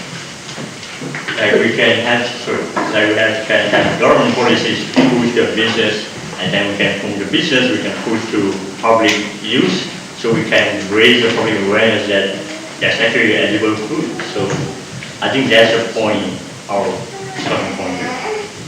Just a quick question, in terms of, say, promotion and development of it as a food, there'd have to be a campaign around, because a lot of people say, I'm not eating that, that's weeds from the sea. How are you planning to go about education about what it would be as an optional food? Yeah, I think that's why we begin from the canteen. The students, we have a subsidy and students have discounts that people would like to try it. And I told you, because it's easy to do that. So maybe TV programs, they can do that as well. So just bring the food for free, perhaps in the beginning. Oh, good, yeah. We have some cooked kelp. Yes, I really want to try, but we had no time. I like seeing what I've had already, so. Great. Thank you. And I'll eat anything. All right, thank you, please.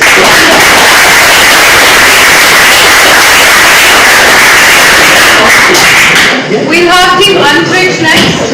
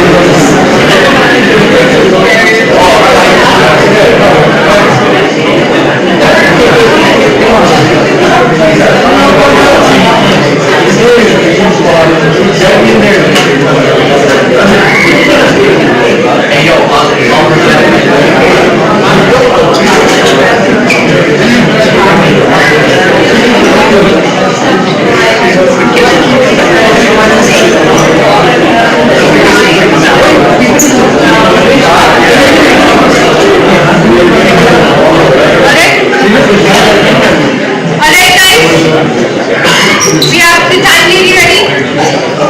Ready? Okay. Ready on? Okay. Greetings everyone.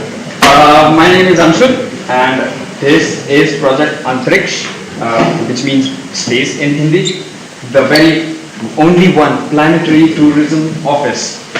My fellow buddy here. So, hi, I'm Aditya and we have developed the Planetary Tourism Office and we are accompanied by a very hard-working team. And as you can see from our mugshots right here, we are a really hard-working team. And so let's move on to why do we actually need Antrix, which is space in Sanskrit.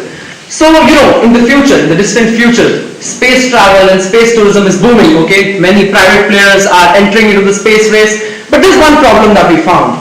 The people are finding it increasingly difficult to build just a personal itinerary for themselves. I mean, wasn't future supposed to be futuristic? It is so time-consuming and tiring to scourge the internet for thousands of websites just to build a personal itinerary. I mean, come on, that is such a time waste. Yeah, right. Well, and the space tourism would be so popular, right? The space expedition startups would have problem to get a platform to perform and also the target audience. So that's an issue. So that's why we are telling you about who will be using our platform. Our target users will range from anywhere who is a school going student, who is interested in space, all the way to earning professionals who are general space travels and tourists, and they are interested in space and they earn good as well. Okay. So this is presenting Antriksh, the one-stop solution to all the aforementioned problems. Okay, let's go into how we can actually develop an itinerary, right?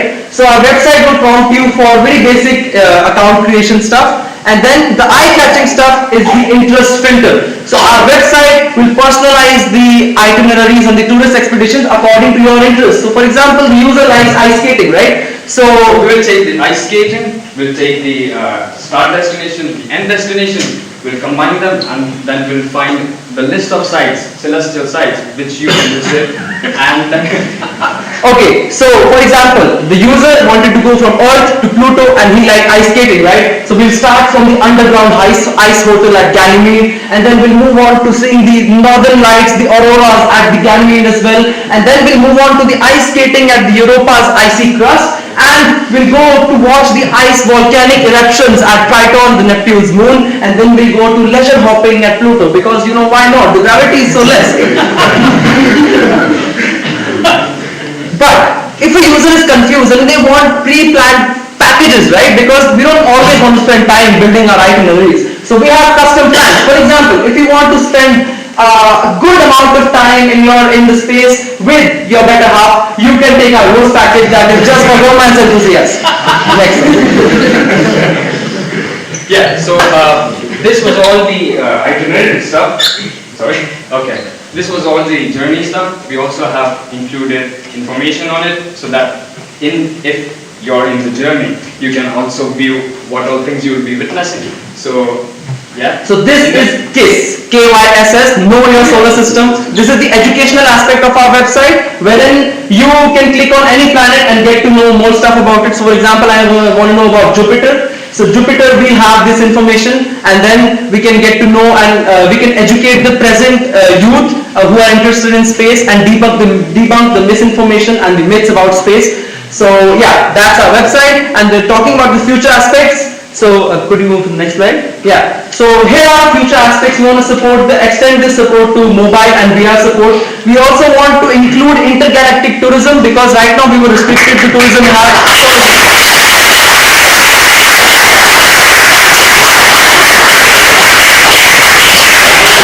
Thank you so much for that, Team Antriksh. I almost want to go to Jupiter now.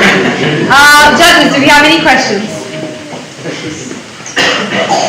Okay, since nobody here earns 200,000 a year and is a space tourist, I'm going to have to ask you the questions about your target market. So you've got the educational piece and you've got the tourism piece. How does somebody interact with both? Is it just all through the website once you sign up?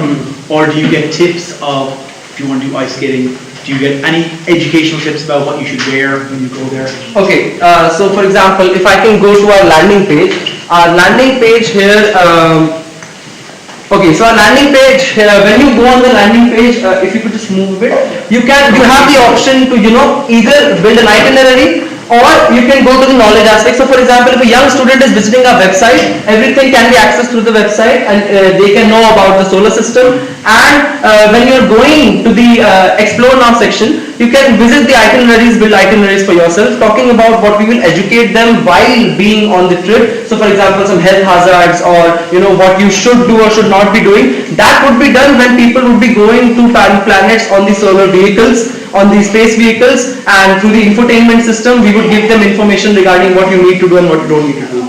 So it would be kind of like a virtual reality experience as well, like you could learn things as you're doing it, and kind of a little bit of storytelling. And okay, so virtual reality is in our future aspect part, so we want to include virtual reality so that before choosing a destination you can actually immersively experience it. So for example, if I want to leisure hop, I want to know how it feels like. So that would be in our future aspect. Also, for those who can't access the in-person experience, for them you can simulate that experience in the VR as well. And that could be a learning experience as well. When things changes like this, the portion to update the things. Sorry? When things changes, like when new information comes, or something changes, is the option to update as well? Like, Keep that answer quick, you're out of time. Okay, so if something changes, for example, if we discover a new location or we discover something else, so we will constantly update our database, and we also implement an optimal launch window system. So when we go to the itinerary section, it would automatically insert according to your interest that where you can go, considering the shortest amount of time that will take to go to multiple destinations. That will cut the cost and the fuel and the time that will be spent. So yeah, there are we can update this application by just simply keeping track of the real-time data from NASA, and we source our data from NASA, so we can update our databases and push that database into our optimal launch window algorithm, which would then update the itineraries itself. Actually, that was the question. So you have real-time updation.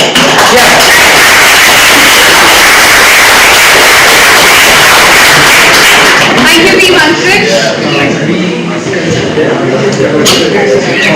Can we have the cyber bullies, please? Cyber bullies?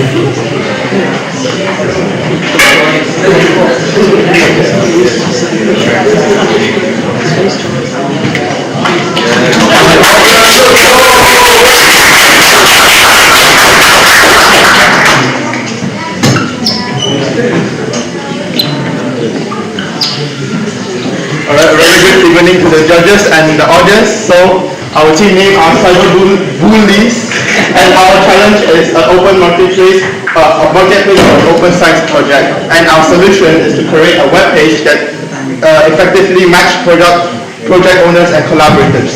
So, let's begin. I'm a project owner who wants to build a website to track the Hurricane Sandy across Canada. But I don't have any collaborators to help me. Damn! We have so many skills, but we have no interesting ideas. We need something that can we practice our skills and expand our portfolio. Can someone help us? I, the great Collab Genie, have all your answers. Introducing Collab Match. Are you guys struggling finding collaborators to create creative ideas, or are you collaborators having issues finding these creative ideas but putting in your skills? Well, fear not. Collab Match is here to help. So you have all your menu bars right on the left, and since you young lads are always so interested in those non-specific dating apps, we have this box right here, which is technically circular. So we have our precise filtering option for those specific field of interest. But if I'm the collaborator, how can I talk to the project owner? I got you, homie. So if you click on that chat box right there, and boom, chat box appears magically. But how can I check my previous project if I'm the collaborator? Ha! Of course I got you there, right there. And that project, yeah, archive project. Once you click into it, boom, all your past project appears just like that. Easy. But how do I view more info about the project that I'm interested? You're curious. Good one. So you click right into this project title right there, the description, and bam! All the information just appears just at the click of one button. Collab Genie? Yes. I'm a project owner. All I've been hearing is yapping on about collaborators. What's in it for me? I got you covered there. We also have a point of view of the project owner right here. So, how can I view my projects in progress? As it says right here, project in progress. So you click right into it, all your project will just appear at the tip of the finger. And, I'm not done that there, if you click right into the project, it'll just display all your information right over here. Okay, so how can collaborators view these projects? You want to know the young lads, yeah? So just like all these young, all these people, yeah? Like big red buttons, like pushing them, yeah? See right there? Push it. Boom. You like that, you hate that, you know? Straightforward. So how do I add my projects then? But right at the bottom right left corner, you click right here, boom, all that information is right here. But since I'm this great Collab Genie, I already know what you want since you were yapping about it, yeah? So I already pre-input it, so big time. And then you put the correct project right here, boom, all how can I make my profile more trustworthy? You want to be trustworthy, so you're not. But anyway, if you click this username right here, it will.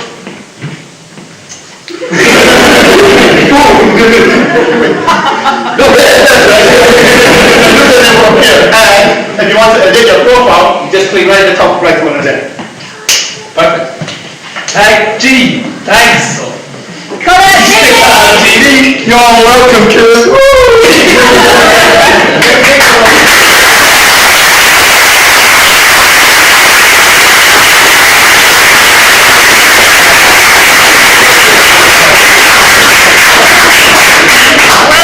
Thank you for that, Colabini.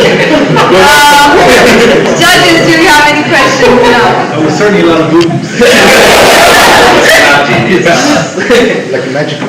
So, without mentioning any dating apps that may or may not have been used in the making of this thing, how do you know that potential collaborators are trustworthy? So you mentioned your profile, but what if he's lying? What if he's just trying to harvest people's IP and information for his own evil gains from his lair under a volcano? So something that we were actually planning on was taking like Airbnb and Uber to not other platforms that use review systems and to do the exact same as what we did as collaborators, review project owners and vice versa. And it's kind of, it's not just a star, like a 5-star system. You kind of have to do right about your project and stuff.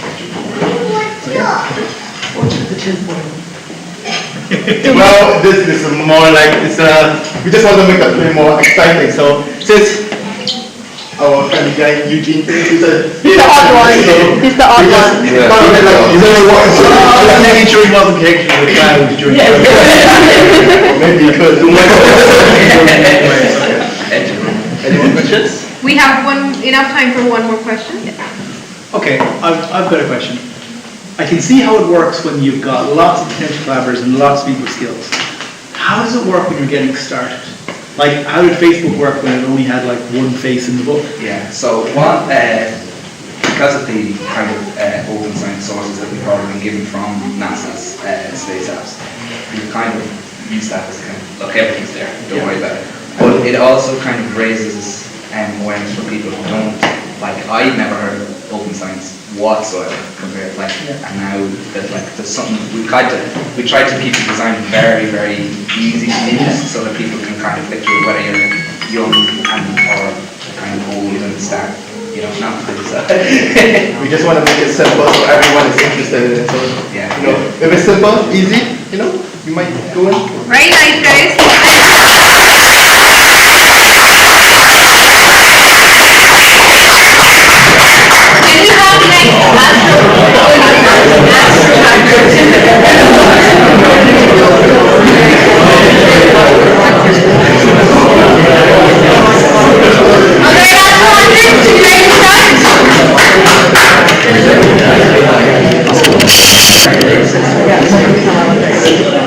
Hi.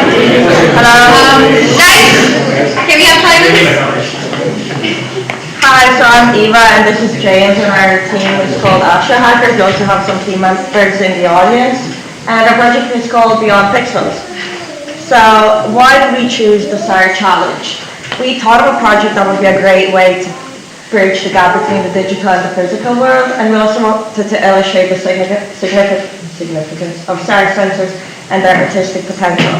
So a lot of problems with satellite data is that if you're not a technical expertise or you don't really know how to read satellite data, you won't know what you're looking at. So we wanted to explore how we're going to represent this data so that if you have no technical expertise, you will understand what's going on in the world. We wanted to do something tactile and tangible, and these are the pictures of our parts for what we wanted to build. So yeah, the data that we used glaciers from Iceland that we accessed through NASA, and we use HGT binary files and metadata files. I know that's wordy. That will help us decode this data and get the data points that we would later use for our project, our 3D models, right? And as you can see here, this is the June 2012 glacier, and then that's it in 2012, or 2015, sorry. And it's the satellite data, and if you have no technical experience, as I said, you won't know what you're looking at really. And then we extracted this data, converted it from binary, and this is it with color topography. And you can see here the height differences. And we also placed both of the data on top of each other, just so we can see how much melting of the glacier there were. This is climate change, honestly. And yeah, this is what our 3D model was meant to look like. James will. So we wanted to take this very complex technical data and kind of bring it to a level that anyone could understand. So if you're bringing the data before the scientists, like, oh, well and good, perfect. We've seen topography data here with XYZs and all kind of Cartesian coordinates to go along with it. However, you can't bring that to a classroom.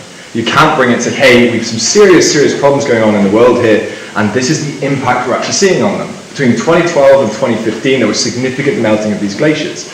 But looking at that as graphs we just showed you, I think they went over most people's heads. So we wanted to make a way of taking any SAR data and putting it in the hands of people. So we wanted to show not just the glacier or any glacier, we wanted to show the glacier at the beginning and then how it was affected over the course of those years. So we took the child's toy idea of the pins, where you push your hand through the pins and it shows you the shape. And we wanted to do that using a before and an after.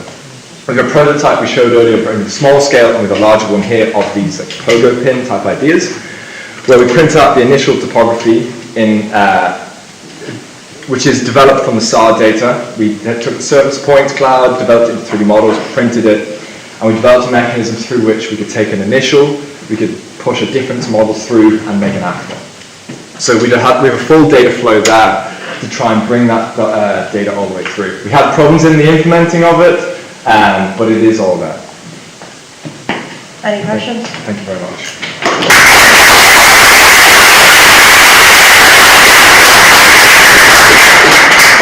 Thank you for that, Team Astrohackers. That's a really cool 3D print. That one there's a volcano, and we were trying to show before and after of an eruption. So it's not just glaciers, volcanoes. All right. Yeah, the pins would move with geographical change. Judges, do we have any questions? Yeah, I'll go first. I love the idea of different models and pushing it through basically, so it's great. I'm not surprised you're implementing it in like 48 hours. That would have been wildly optimistic. Well done. So, okay, imagine we're at schools and great idea, like you're showing the loss of a volcano, the loss of a glacier, etc. What else can a different model like that show to school kids? So if you go out and you show them difference, what then? So they go, oh wow, I can see ice melting, I can see climate change. For me, it's a big thing that like you don't really grasp something until you see it, and it's quite expensive to fly a class of 30 kids out to Iceland to see the glaciers themselves. Also, we do like a ton more climate change damage. And it's massive around the world. We don't really understand it until we have it physically in our hands. And if I show you here is a glacier 5 by 5 kilometers, and this part is now gone, it's a far more visual thing to really sell it to them. Just the graphs on the screen that we were showing, the data we were trying to represent, it just doesn't come across how significant these things are. It's a really interesting point you make about the SAR data being difficult to interpret unless you have a technical background, and you're not going to explain that to 7-year-olds or 8-year-olds, or their mums and daddies for that matter. So it's a great idea for that sort of implementation. Outside of 3D printing, because obviously look, that's for a demo or whatever else, if you had a working prototype, do you envision having a couple of different types of like volcanoes, glaciers, loss of coastal erosion, etc.? Is that the kind of idea you have? So the process I've actually built, I'm pretty proud of it. It's very robust. So we were actually able to take most any 2 difference images and run them through, and you get a model out the other end of it. So we were able to do volcanoes, glaciers, and it's not just topographical data that SAR captures. You also have water bodies. So synthetic aperture radar isn't just, hey, this is how tall this mountain is. You can also see underneath to like water planes. So for instance, California's water level in the ground is dropping as well. You can visualize lots and more of those things, but just harder to. All right. Thank you guys. That's all the time you have.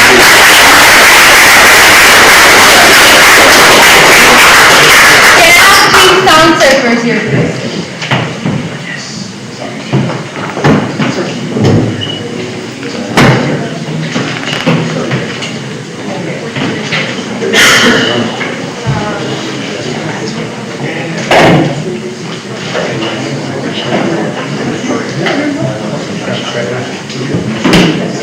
everybody. We're Team Sound Surfers.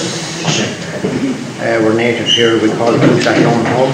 The title of our challenge is Immersed in the Sounds of Space. So the problem statement from NASA on this one is that they have to deal with tremendously large amounts of data from all of the various rovers and satellites and instruments that they have. They want easier ways and novel ways of presenting and analysing this data. So the NASA solution, one of their solutions is sonification of satellite imagery. This is done to aid in not only analysis of the data, but also to, in the example I'm about to show you, to increase public engagement, immersion and interaction. So you might have seen this kind of thing on YouTube videos. So what we have is a Hubble satellite image that they've done spectral analysis on, and they produce a sound based on the colours of the image. This is one spectral satellite image from the data set. It's not even the most spectrally dense, but I like it because there seems to be an outlier there in the bottom right corner. And you can imagine in even more spectrally dense images that some areas of interest might be missed even by the trained eye, but when you hear it at a certain frequency, it will give you an indication that that information is present there. So for us as a team, what we said that we would do is to try and make that slightly immersive sonification that we just saw more immersive and more interactive by doing it in VR. So you'll see, like in YouTube, you click the play button and it plays, but in YouTube, in VR, you can fly through the data and you can look around to see. This has potential applications for improved data analysis, increased public engagement, as we'll see, benefits for education, I can imagine, and also aid to the visually impaired. And now we're going to have a look at the demo of our application. So Dave here is going to put on the headset. We're going to start with the interactive menu scene of our project. And when he enters a certain room, the scene that we want to show you is going to launch. The first scene that we want to show you is a sonification of Earth's magnetic field. The data comes from the data set that was provided to us for the competition. Hopefully we have audio. Yeah. So what you're hearing here is a sonification of Earth's magnetic field provided by the European Space Agency. It was captured during one particularly strong solar flare by 3 satellites that orbit the planet. And that was translated into a frequency that is what you're hearing now. You can see that it's interactive. Dave can fly through the scene and look around. He's going to use his very intuitive user interface now on his virtual arm to return us to the menu where we're going to load up the second scene. In this second scene is sonification of a satellite image of the Orion Nebula. Now it takes some time to load because what's happening is the entire satellite image is being passed through a Fourier transform to provide us with a frequency of the image. That creates a massive array of complex numbers. Then we strip out the imaginary part of those numbers and we use the real components of that array to provide us with a sample, and we pass it through a player native to Unity, which provides us with a frequency that you're about to hear. So what you're hearing now is what you're seeing. This is the sonification of what you're seeing. We spent an awful lot of time trying to use various tools to have different synthesizers, but in the end, I think you'll agree that the sound is somehow very fitting to what you're seeing there. And that is basically going to do it for us.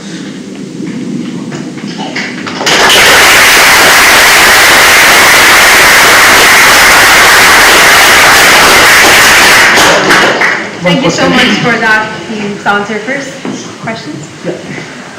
So the Fourier transform way you described, like you already talked about, you used some library, how you implemented it? So not quite a library, but it was a free asset, and so Unity has an asset store, and I typed in Fourier transform, and thankfully there was a script. It was a collection of scripts that somebody else coded up, but we, with examples, we took that script and with a bit of jigging around, we were able to feed the pixel values from that nebula texture into that script to get the arrays output that I'm talking about, and then apply that's the frequency, that's essentially the frequency of the image, and then we use that as our sample to play to get the sound. So you used this open source code? Essentially, yeah, it is a free asset. Yeah. So that library provides some APIs, and those APIs are used for these. Yeah. Another approach we used that didn't quite make it into the final product was a open source tool called CSAN, which allows you to take values from any given output. We use obviously values from texture data in Unity and output it into CSAN, and then in CSAN you can array an orchestra, and so use the colors of your VR experience or whatever you wish to output into this to create a very musical style sound. Didn't quite make it into the final product. In the end, the sound we got is kind of fitting. It's a rumbly with some spectral sounds in it. It wasn't too bad in the end. That's nice. We have 20 more seconds. Okay. Love it. I'm not going to make you guys explain what Fourier transform is because I just don't feel cruel. So the application-wise, I really like what you said, Owen, about that you might miss it with the naked eye, but you might pick it up audibly as you go through it.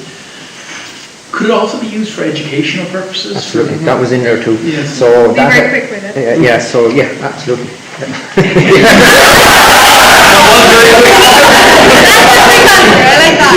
The idea being that you can add an extra dimension of information to just a visual medium by adding sound to it, and it also helps with visually impaired people to understand information coming out of something that might have been previously purely visual. That's a less quick version. All right, thank you.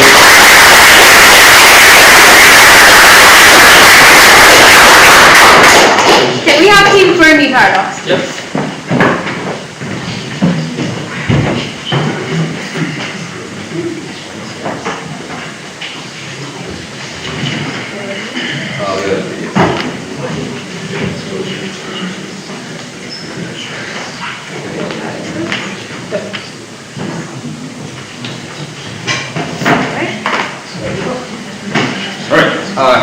Hello everyone, I'm here to present our solution to the challenge Titan City 3023. We tried to combine immersive storytelling with realistic simulation game, essentially, in an effort to create educational products. There have been significant amount of attention to space, the opportunities it presents, as well as the challenges that it poses in recent years. Including the potential fascinating idea of interplanetary travel, manned missions, but information online that is done by a variety of educators is not always engaging. It might be, the amount of it might be overwhelming, so we needed something more, again, more engaging, more interactive, and more suited for more than the public.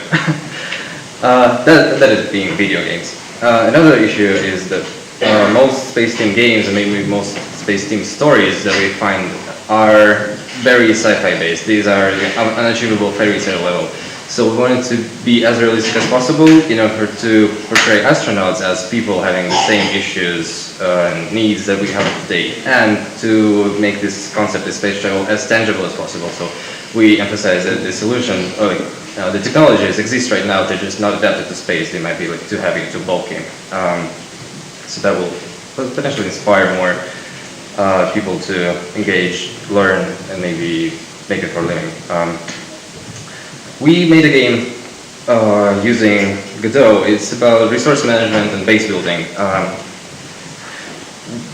The challenge says that we should be focusing on space travel, and it's effects of zero gravity, for example, muscle mass.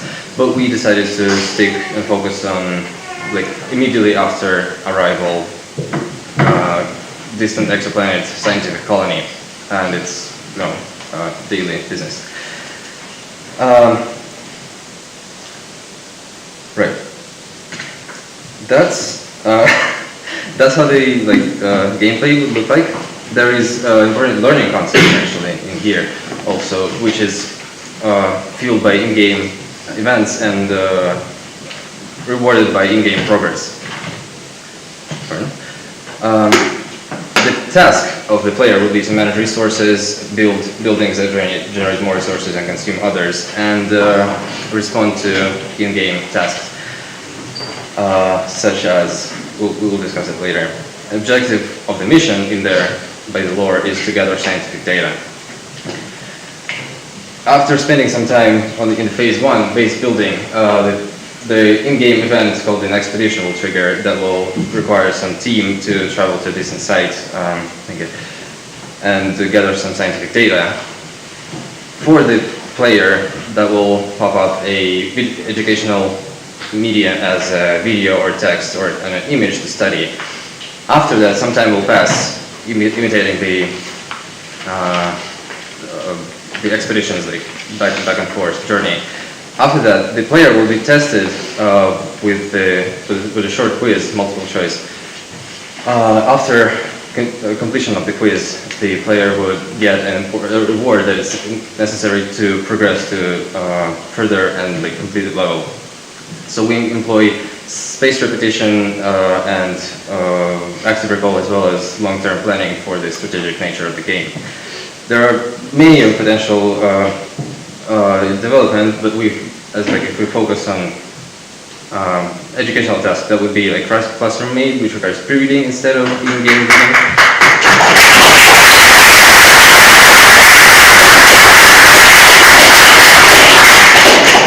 Thank you. Thank you so much for your paradox. Judges, do you have any questions now? How far did you get with the coding of the game? We did get some functional aspects, so this is not a render, this was a... doesn't want to scroll back. That was seen... Actual... yeah, that was a render. Okay. There's some events happening, but not really functional. So what do you use for rendering? That was a screenshot, as I'm aware? The developers helping? It was the screenshot.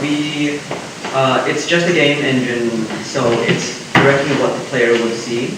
So it's, you've got your background images, your interactable tiles, and, well, your UI, and, well, it needs to be worked on, but we had to learn the engine in 48 hours. Made from scratch, from scratch, huh? Godot's? Yep. So everything here is made by us, along with, well, Godot's given. And you've never... No, we haven't touched Godot before. So okay. All of this. You learned from scratch. Okay. From an educational point of view, what age group would you be targeting this for? That would be, that totally depends on the nature of the text and the questions, so that may be adapted to K-12 and young adults. So it's got functionality. High school to adults, it should require a computer class, maybe if it's for a personal computer.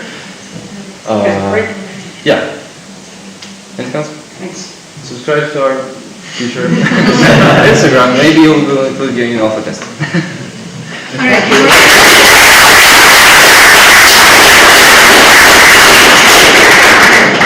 Thank you for that. And we have team Artemis now.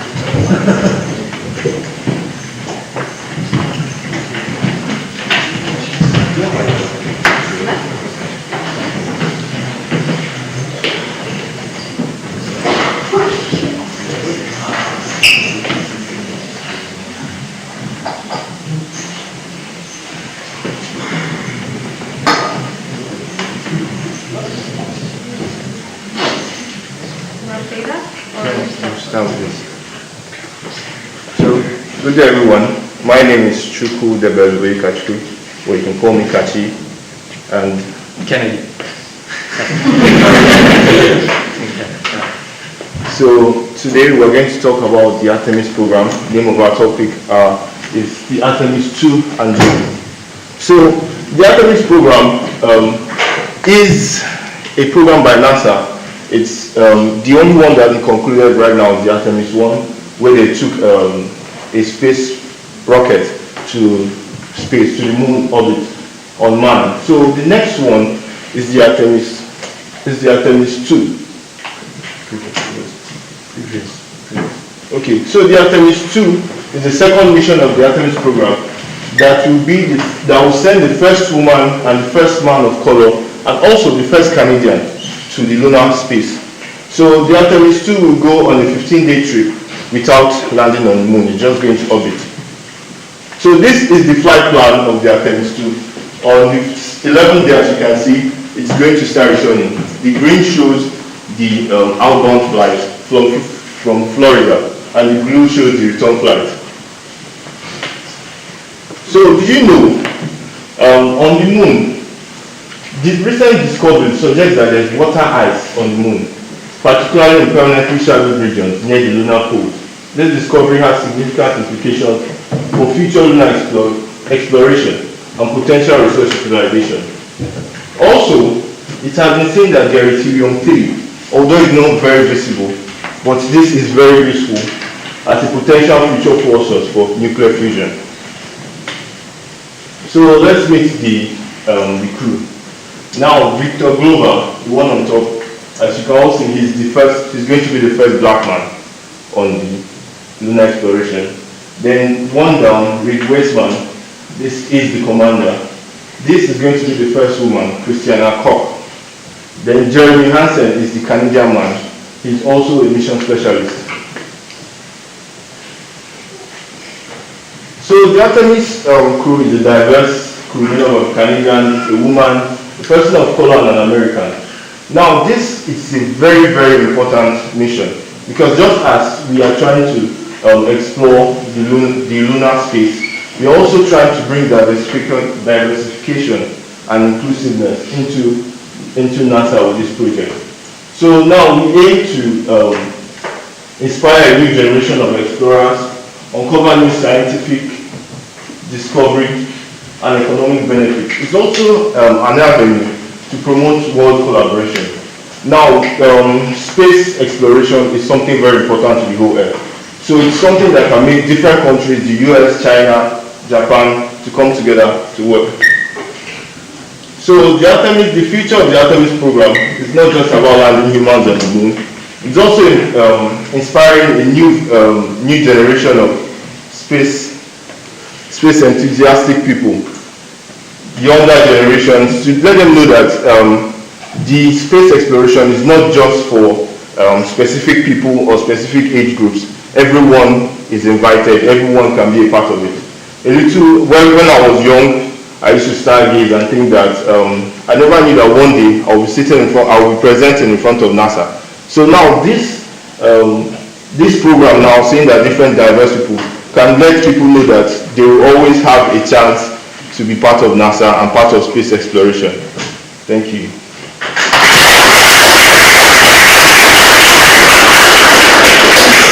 Thank you so much for that, guys. Judges, do you have any questions? I have kind of a mean question. I don't mean to be. In Greek mythology, Apollo and Artemis were married, male and female. So Artemis was the wife of Apollo, and obviously the Apollo missions were the first ones and the Artemis missions. Yes. So the next missions. So what would, if you want to inspire young people of color around the world, what would you call the next missions? Not the ones beyond Artemis.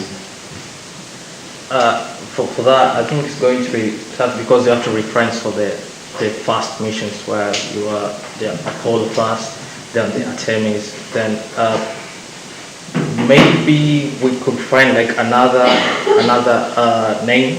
Something like Amit, the Egyptian goddess. Yeah, like that. Because I always think that Apollo and Artemis, they're great, they sound fancy and science fiction-y, but you know, you have to understand some mythology to understand them. So you know, Greek mythology is not for everybody. So something, as you say, from the continent of Africa might be more, might capture the idea of young people from that continent. That's true.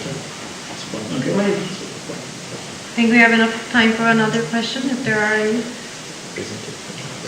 I look forward to seeing the we can play the video. Now this video will show you more about the space mission.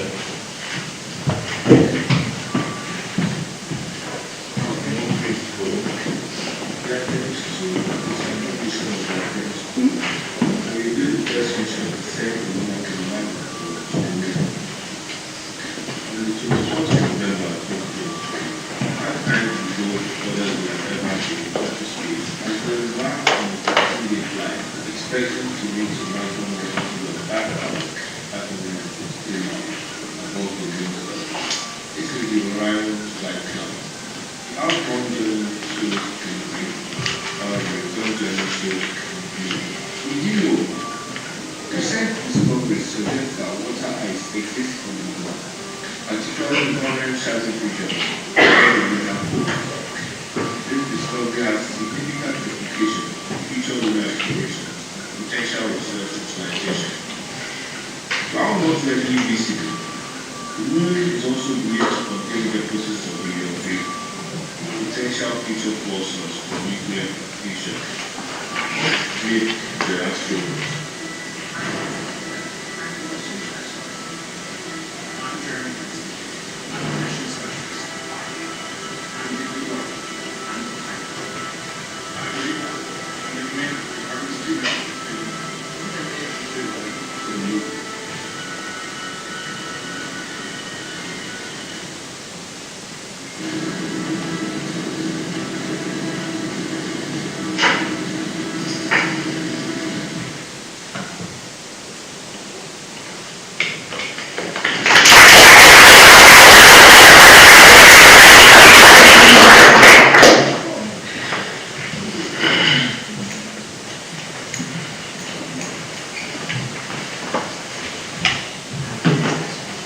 Thank you for that.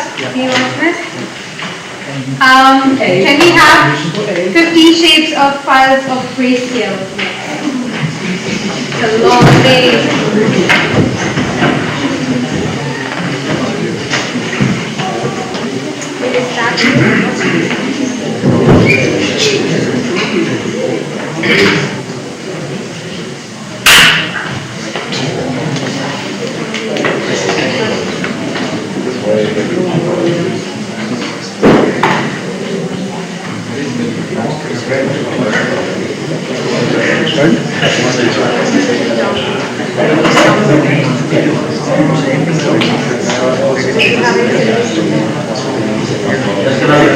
Athlone.com is streaming this whole live stream. So if you have any friends, family, you can forward that. Athlone.com on TV.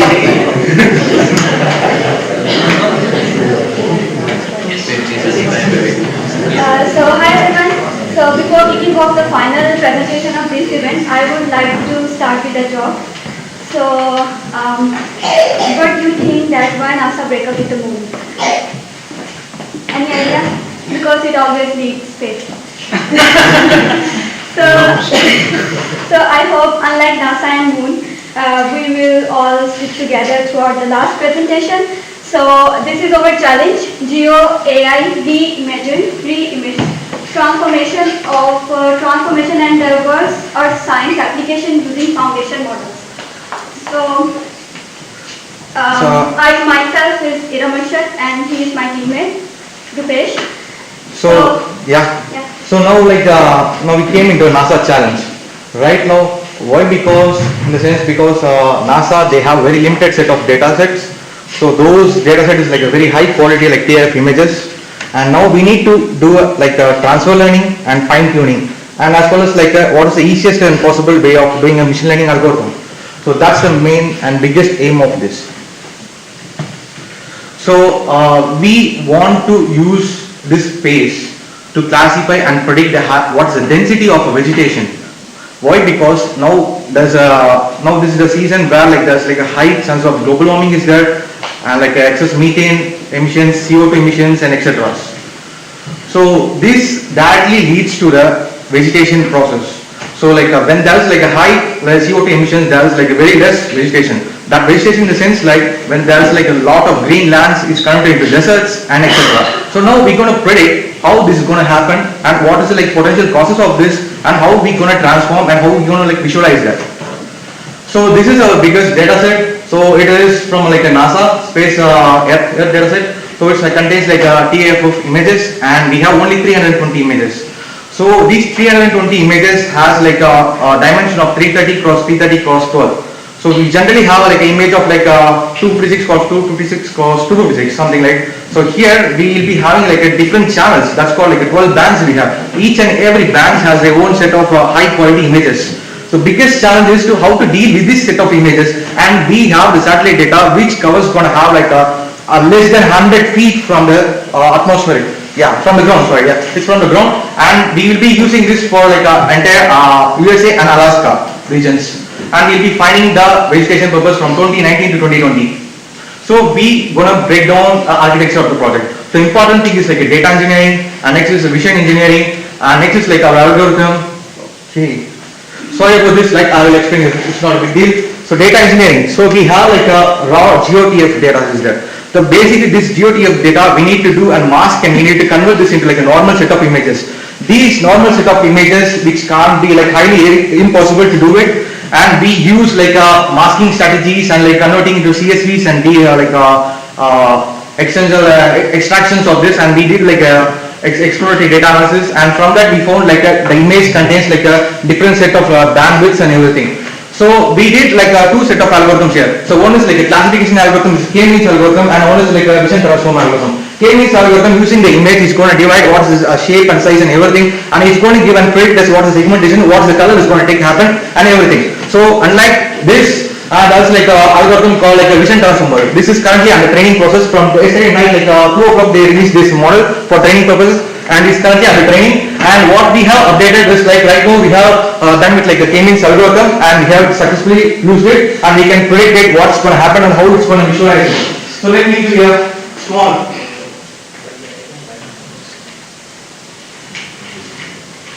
So what we use is this is K-means data. So we use the image format, and we have divided into like histogram of gradient descents.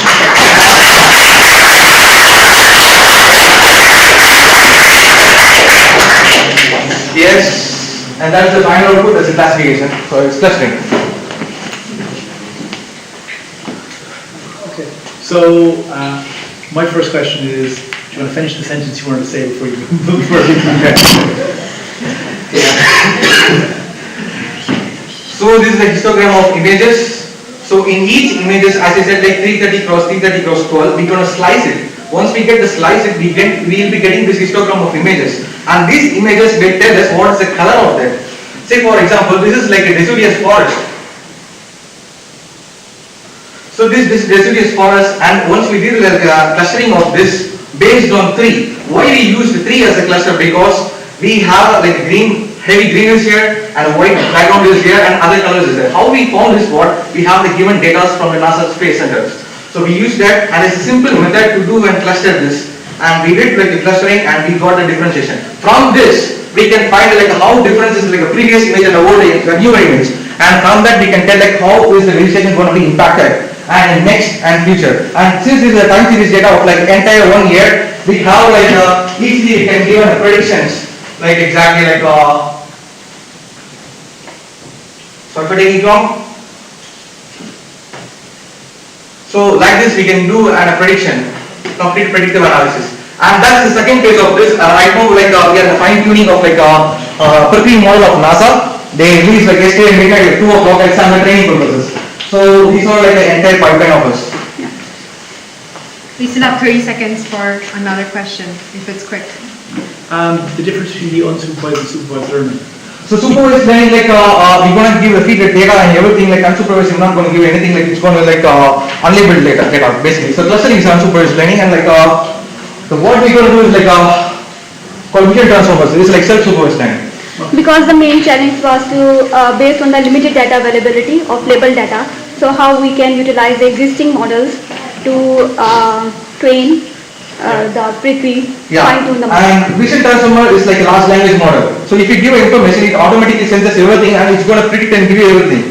So that's the like a booming technology of vision transformers right now. Thank you so much to you.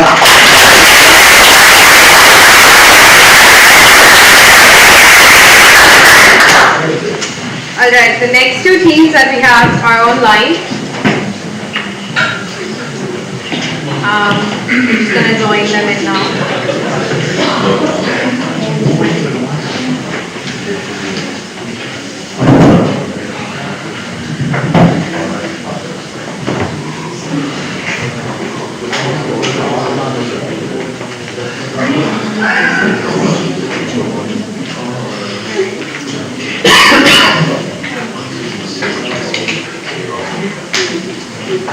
Hello, Soumya, can you hear us?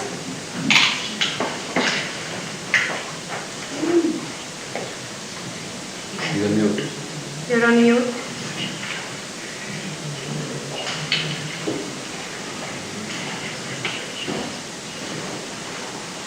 You're still on mute.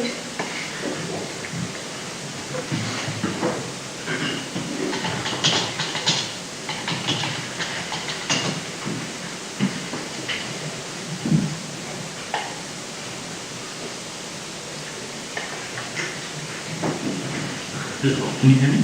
We can hear you now. Okay, perfect. Should I start with it? I did not see anyone, so is it probably for one talk to myself? Should I start with it now? Yes, you can start presenting now. We see you. Okay, perfect. Thanks. So here. Hello everyone. The project I'm working on is movement. I'll start with basic explanation. So hello everyone. Mapping of person movement. Female favorite rules and thinking was that movement. Now in play, you're back here. Toes stand at the beach, watching the waves carrying mysterious particles into the lost ocean. Two seemingly different worlds, yet away, will serve the waves that tie them together. In our exploration and visualization. Hi, I'm Romana, and we are my team, environment. Work on topics on data of two celestial bodies, Earth and Moon, to learn things about them. The four astronauts during the monumental voyages left behind luminous footprints on the Moon, did not instruments. Passive seismic experiments which have been describing secrets of the Moon and the data transmitted back to Earth. This data, rich yet raw, unleashed the Moon's seismic activity. It subtle quivers and shapes, offering a deeper understanding of celestial meaning. It was not a smooth sailing. It took a lot of trials and errors to transmit the data back to us. It was very challenging and not yet remarkably enlightening. It not just for innovate, ensuring the application is not only a replication of scientific data, but also deepens accessible information for the public. So, the problem statement was that the public is aware of not open source data that is available. We use the data available from 1966 to 1977 led by the approval of the seismic activity and some data by the boys left by NOAA on the oceans to track the ocean currents and to track the garbage collection from the oceans. So I will now proceed with the so we have the data, basic stuff. I will start showing the presentation first. So this is the implementation of MoveWay, which is basically a training of the Moon, and it has implemented all the data was gathered, as I mentioned previously, they're gathered by the Moon and actually stored on it also shows the activities on the Moon. So you can see that this was one of the MoveWay and to visualize the data magnitude, the latitude and longitude of the activity within scenes. I apologize for the stutters. I actually can't see it's really hard. So you can see the magnitude of the magnitude of the MoveWay, and based on the magnitude of it, I actually visualized it, and we can see that it increases the effect it has on the Moon.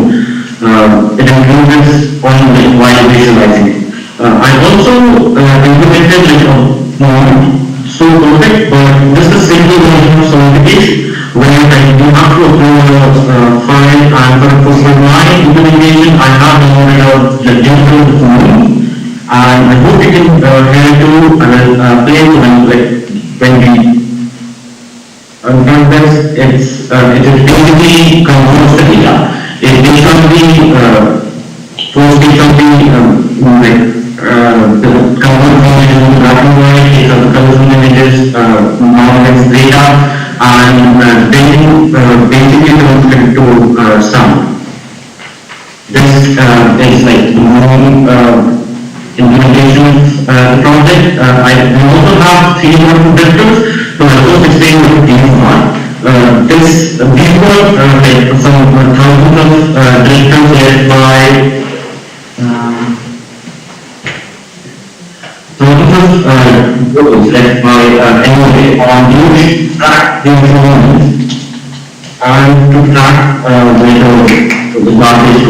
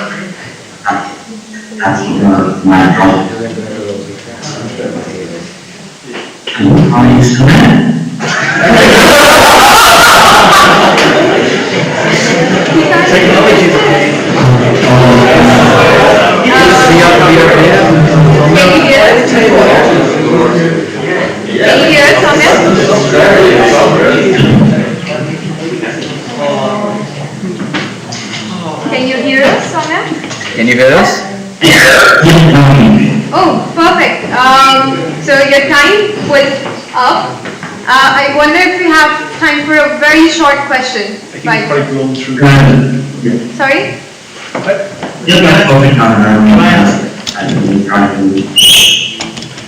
Can I ask you, the moon data plus the drifters data, why did you choose to take on both over the course of the hackathon? It seems like a lot of extra. I have the question of why I chose both right? Yep. It just fascinates me, like normally two things that fascinate me, the space, army, like the ocean. So the data that I was able to visualize was really able for me at least to move. So I was looking for the project that I had in mind. So I was traversing through the data sets that were available by NASA, and I found the data with the and I really looked at not the idea of polluting the ocean, but the idea of how we can visually see these many more garbage that is basically collected after 1,000 times more than this, 1,000 times more than this. These are just probably 100,000 more refuge. Thank you, Soumya. That's all the time you have for the presentation.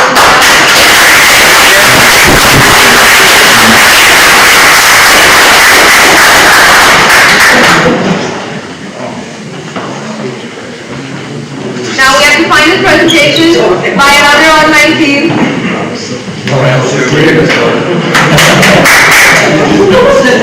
That was a quick presentation.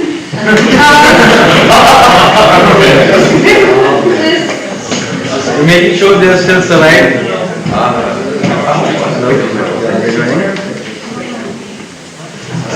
It seems like you cheated the last one, they just hung up. Alright, we have a minute before the online teams join. There was a team that went right in the beginning, I think it was Team Dolphins, that because of my errors did not get to present their simulation. Do you want to quickly come down? You have 30 seconds max and you can present your simulation.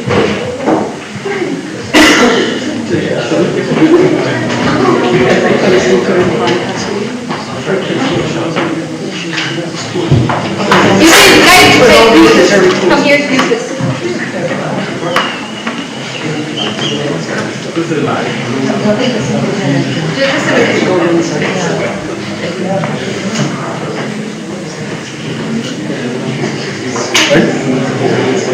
Yeah, it is.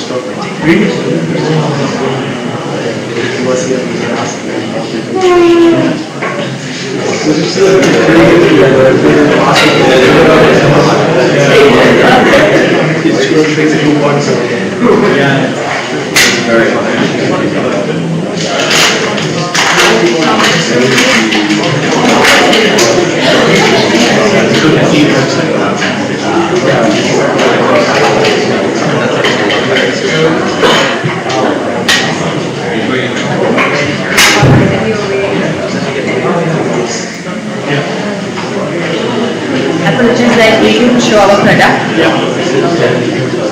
So this is the Ocean Greens web application which we developed the solution. So this is like a common platform where, if you want to implement an ocean garden, then what are the information that is required will be available here. So first we can select your country. So it's going to display all the nearby ocean near to that country. And once we can select any particular ocean, it's going to display the current carbon dioxide level and the life supporting system information. And it will also list down the different sea plants that can be cultivated in that ocean. And it will also display like its carbon dioxide absorption rate, health benefits and other uses here. And then we have the about section which is going to display the future, like in future if any ocean gardens are implemented, it is going to highlight the hotspots where it is implemented. So this is like the tourists can also find these areas and they can explore it, like they can be part of the ocean garden. Then this is a platform for the community, and we also have the time you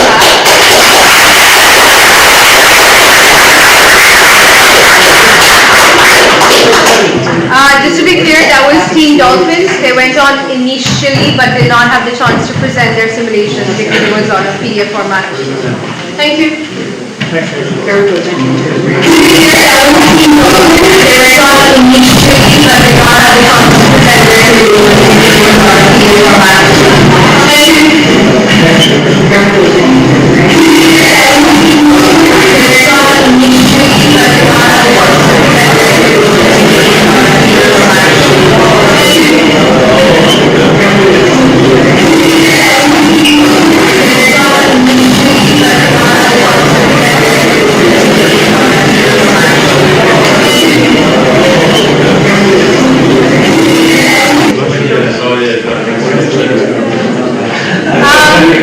Hi, Team Transformers, can you hear us?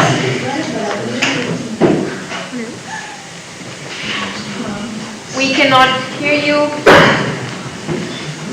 Can you hear me now? Yes, we can hear you now. You have 4 minutes to present. Time starts now. Okay, hi, I'm Arya.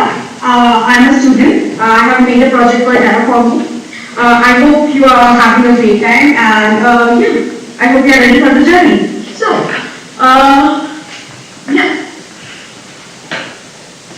although there are only home in this vast universe, the four and began to populate to sustain life.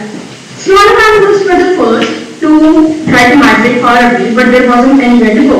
People of Earth were given many last chances to save the good of our planet filled with mountains, forests, and oceans. When forests became a rare sight to see, the fittest of the survivors and explorers decided to search for a new place to be. Many years passed by, and one day they found a planet with no sign of life but a lot of potential. They named their planet Tokyo, which meant hope and peace.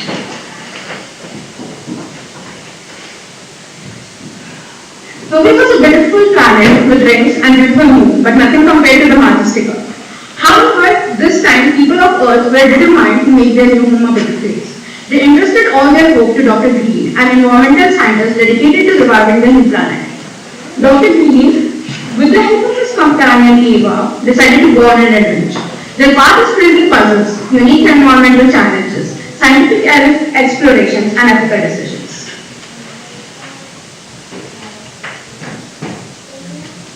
Education at its core, Terraformer not only entertains but also enlightens.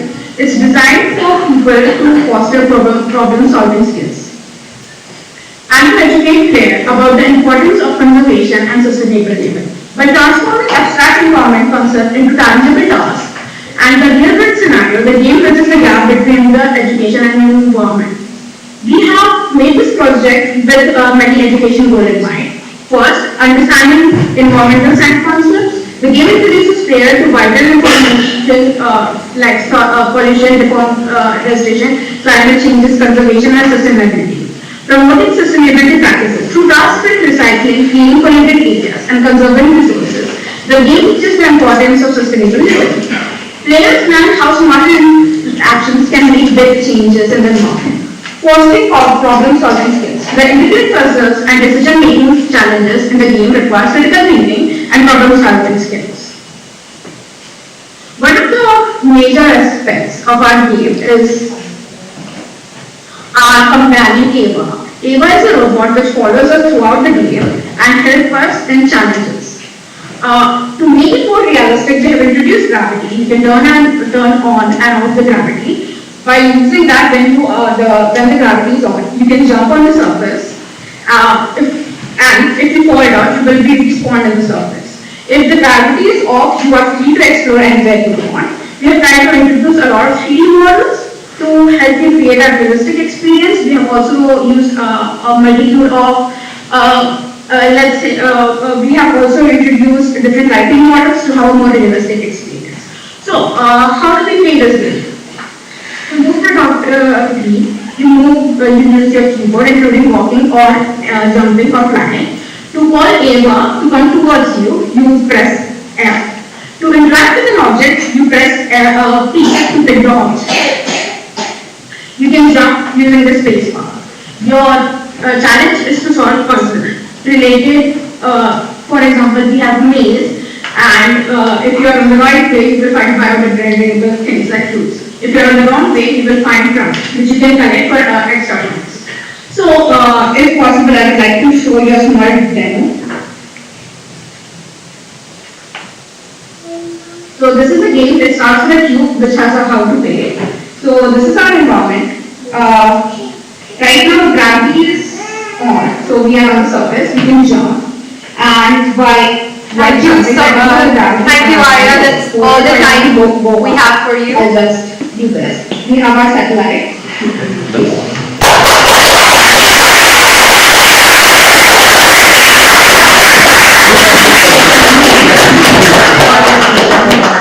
I would call.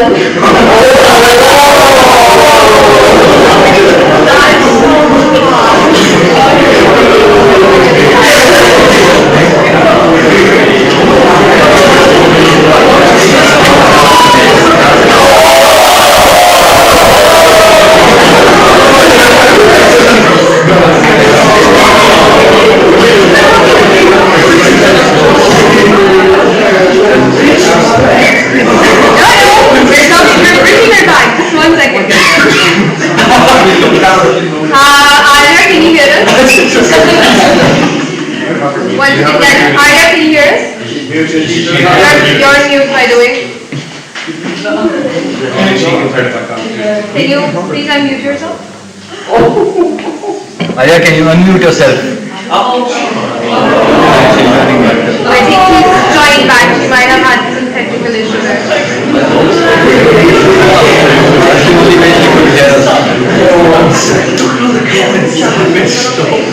This is the last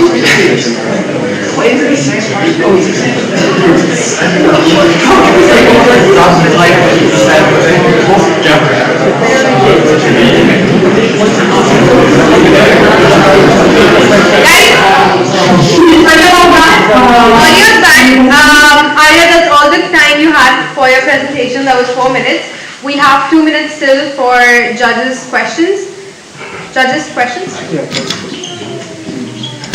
Could you please share the screen and show the demo? We haven't saw the demo. I'm so sorry, I didn't know. Okay, so you have this. I turned on the gravity. This is Ava. As you can see, it moves around and kind of follows you, or it goes on the surface. This is our maze. And so that's all. Thank you so much for being here. If we are trying to make multiple changes, trying to make it more smoother. We are also trying to introduce everything which is basically you could have multiple points. For example, if you solve one of the puzzles, you get 1 pressure points, and your objective is to maintain a balance. If you have too many points, you can sell them for another points. So your objective of the game is to maintain balance and create a better world. If you have any questions. Hello. I'm so sorry, I can't see on your right now. No, I think that was all the questions we had, Arya. Thank you so much for joining in. Stay tuned for the results.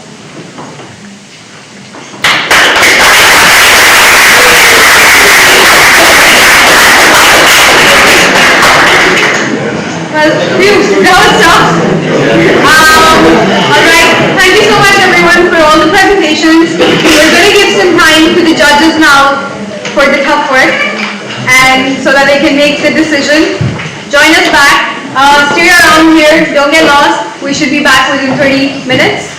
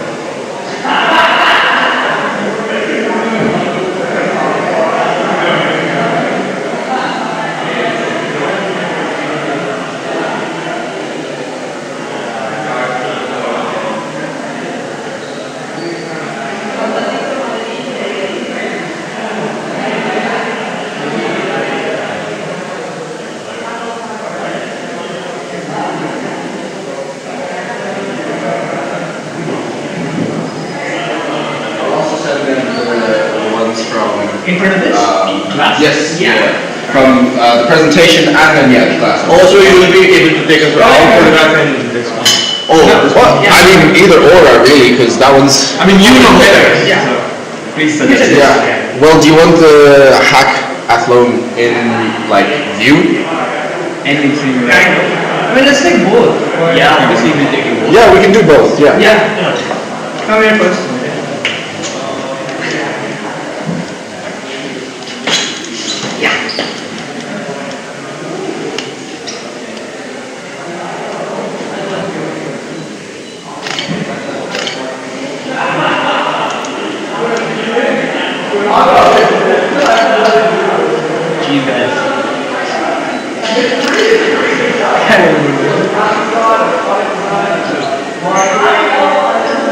Yeah, he's got a few. Yeah, I've got a few.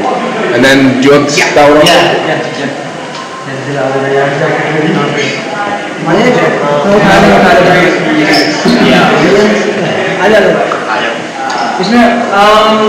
Yeah, this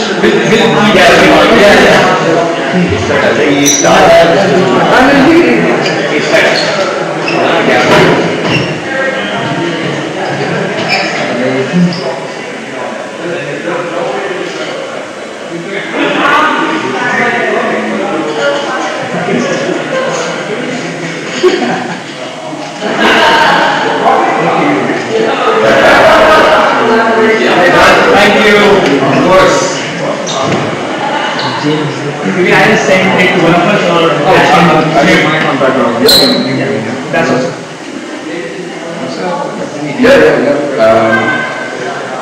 I don't have WhatsApp. Okay, any contact.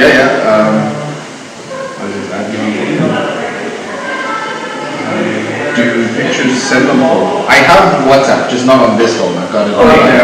So. Like any contact. I don't mind. I can do one thing. I can tell Ash to share my number with you. You can send. WhatsApp? Yeah, WhatsApp. Okay. Yeah. That works too. Well, I might have your contact as well. Yeah, sure. Yes. I'm in my final year. Finally. Yeah, we are doing. Mike Rell. So, which one do you like the most? Like of the presentations? Yeah. Besides this. Has to be the boom guy.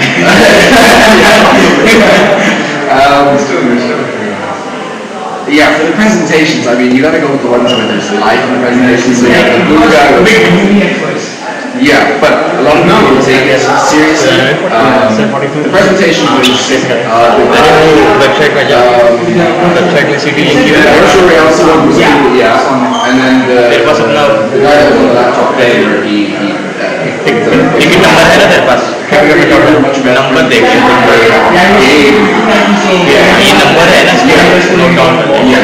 that looks really cool. I was impressed that they did. Yeah, because it looked really detailed and everything. They did that in like 2 days. Manage booking also. Yeah, I don't know. Your guys is really good because it's space, and then you also the presentation itself, the information was good. The actual slides were good because you had they weren't just like the words. I think on the second slide were moving a little bit. जिंदगी में शर्म है तुम्हें? The fact that you call it शर्म कर रही है।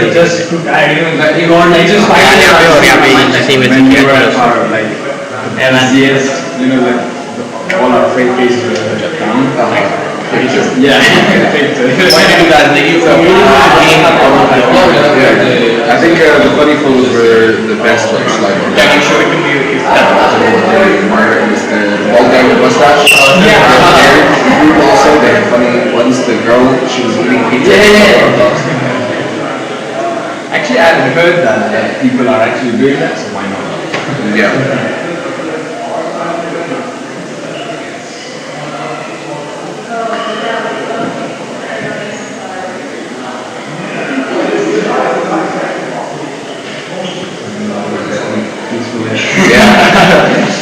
Did you guys stay up late?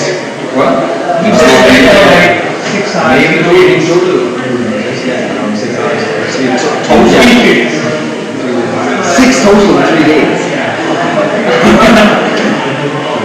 Yeah. We were so excited for the first hackathon, so we wanted to deliver like the best we could. Yeah.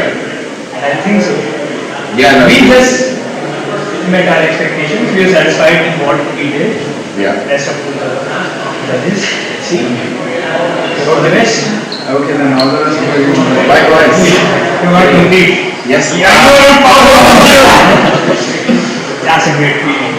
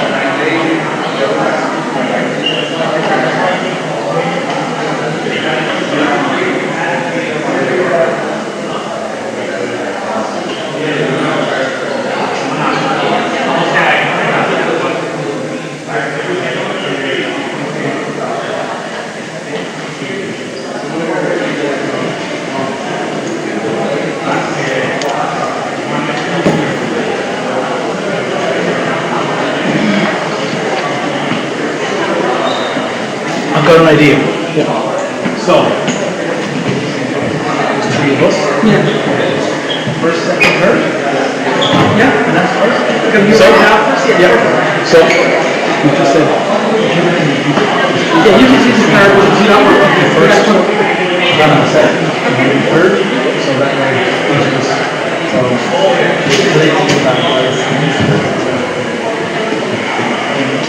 Where's the list, so you know who to say? So, what we're going to do is We do first, I'll do second. we need to get the details of the so anyone who for our vouchers, they for all vouchers, so we get 10 for all vouchers. So, perfect. So it's 250 for the last one, right? Pardon? Yeah, we'll do 250.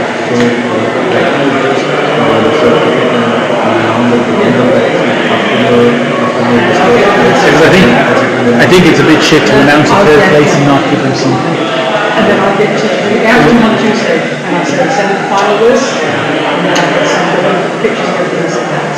Are we doing the local?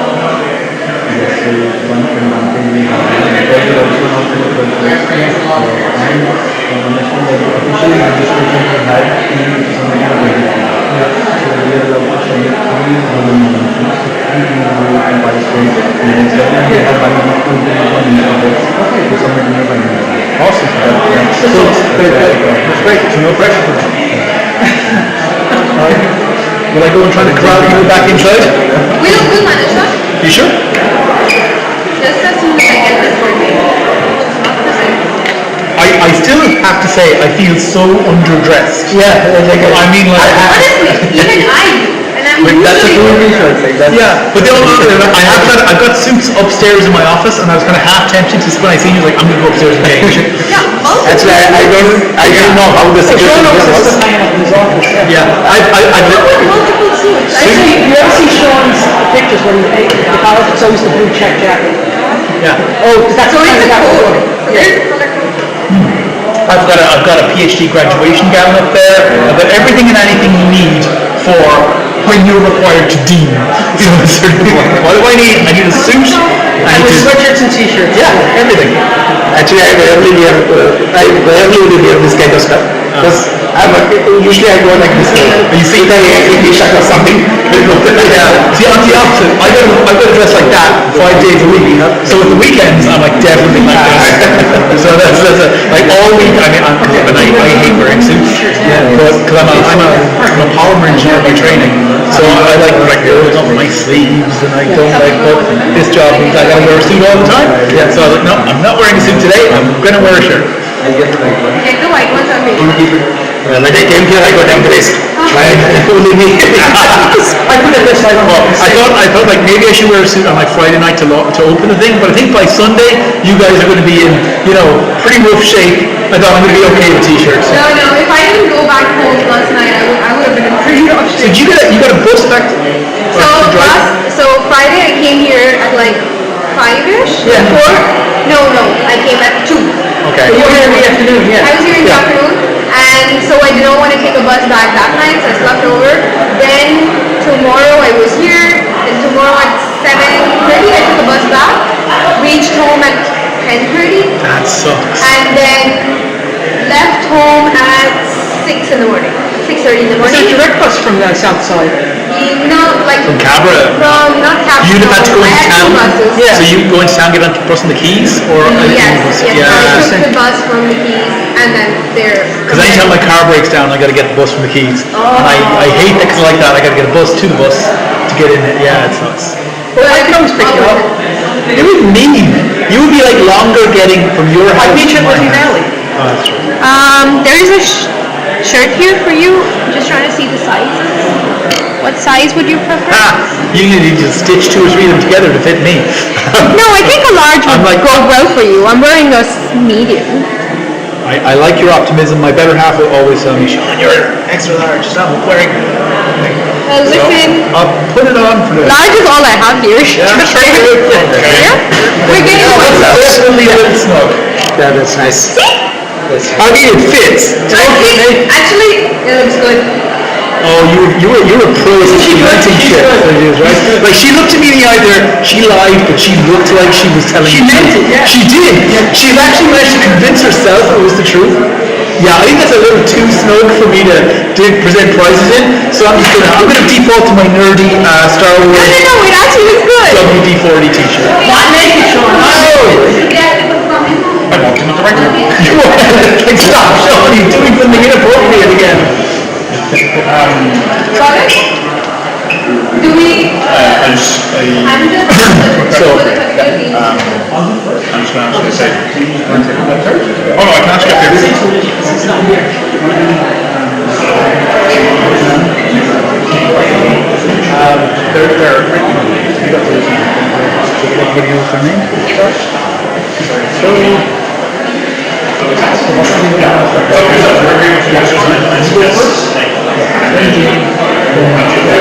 Who's going first? Okay, just leave that up there, Jay. Sean. You know what's in the real blood of mine? That's not even my name. His name's John. My name's John. See, that's what get your right, wrong. Yes. So my actual, Sean is the Irish for John. My dad's name is John. No, that's My name is also John. But my mum, when I was young, was like, I can't say John, I have 2 people coming, so she started calling me Sean. So now everybody calls me John. But all my publications, research ones are John names. So if you look up John G. Lines on these, with Sean Lines is what I'm calling. I said to him, listen, for Gene, you have nothing. He was like, I get rid of nothing. There's nothing. It's like, oh, my real name is. And that's actually a really Irish thing. The amount of Irish people that are not named that have a second name, like Irish or whatever else. Yeah, the Irish person, like, so, their legal name is Mary, but everybody calls them Deborah. It's not even close. No. This is Stuart. So His name is my mom's a good example. My mom's name on her birth cert is Mary Agnes Lyons, and her name, because was Maureen. But that's what means Irish. It's just a real Irish. It's like, I kind of started about Irish. It really put me up. I remember like reading Cuiva. Oh, you like the hum crop. That's not. Or maybe. if you read English, even if you've got really excellent English, it does not say what it sounds like. Yeah, but my favorite area for English is not a language. It's 3 languages dressed up in a trench coat. And that's what it's like, is that Irish is even worse. You just make things sound. So, What an A-I into the word, recti. yeah, say my name, Ed, so S-E-A-N. In Irish, S-E-A-N is owned. My name is S-E-A-N, which is a completely different word than, yeah, it's just weird. It's odd, so, ancient people was like, Sean, yeah, so you will father will be all. You know what I mean? In Irish, it's Shane. Yeah. So I'm Jay Birch, in Irish, Shane.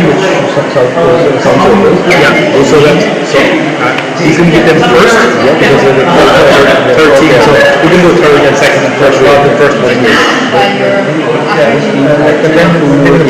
Make sure you put those on the page, yeah, and I'll see the next one.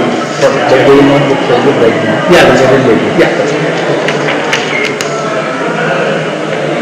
Which is it's the sounds of first. That's all three of them. All three the of whole them team. are sound. That's the whole team. Oh, how to pronounce this? So that's Anya, Onya. yeah, Onya. Owen, Owen. yeah, Second. Anya, Owen, and David.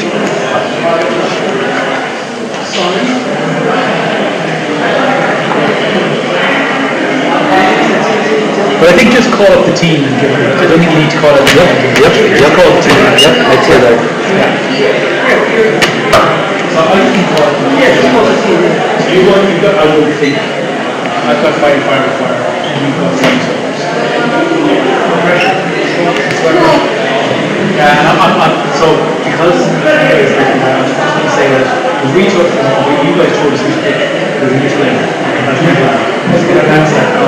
Listen, they shot us outside. Like, that was like a game plan. And they see outside while the judges make their decision. I like this meeting, so you're going to go far. We're gonna do this.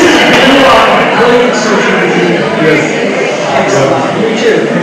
He tries to act like he doesn't know what's going on, he's kind of clueless. I said to my parents, there's 2 6 staff members in engineering, and only one of them decided this year is not budget on its head.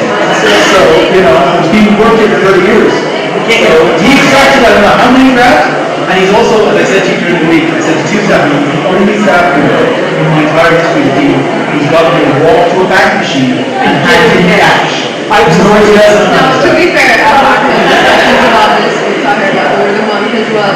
And he has told me just how helpful you were. I wasn't helpful at all, just patronship, that's all. I was exactly. You know what? To step up and event like this, the first thing you work on is not just pick up, access, money. So I said to Sean last week, I said, I'm more worried, John, it's got a real potential, not very risky, lots of risks, it's like, let's just see what happens. I have confidence it's going to be fine. I think it turns out,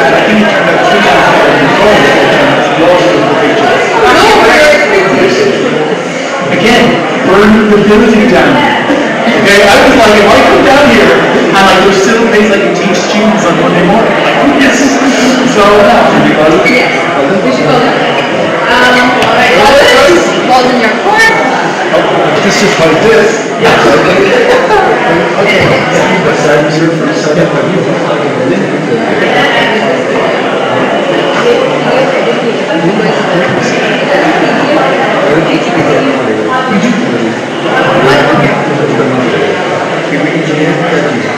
मेरा laptop PPT पहले edit करके और form भी करके ये of कर देते हैं like video बना देते हैं सिर्फ last 3 steps बढ़िया है स्विच कर Turn that on, because they say, Yeah, that's it behind you.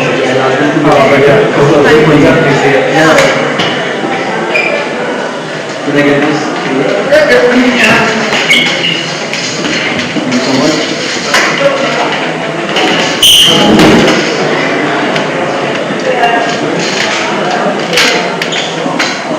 Steve, that's really cool. Where did you get that song? Where did it real? From where? Company marketing.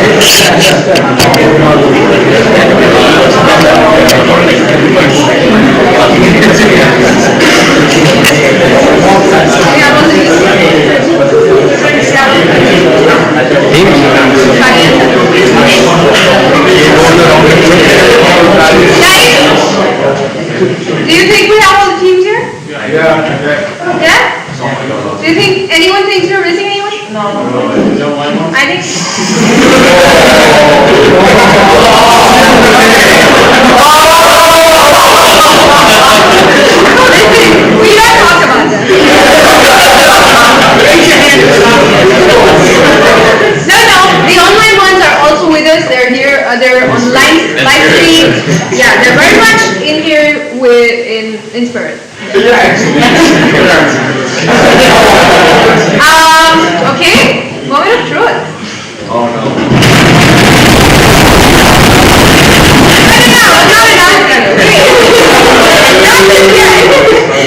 Well, it was an amazing 3 days.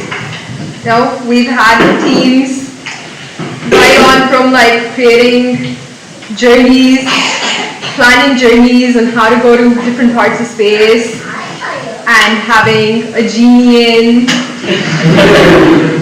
and having very, very interesting 3D models, and having the team fighting fire with fire and not having everything lit up on fire. It was close. But all of that has been an amazing journey. I hope you guys at the end of this remember what this was all about. This is not about the prizes. This is not about, you know, what the final presentation, of course it was, but it's also about making sure you make new friends, enjoying the journey, because that's the longer bit of it. So try to keep in touch with everyone, you know, after you leave, and if you're having parties, invite me. Okay, that's the important bit. So,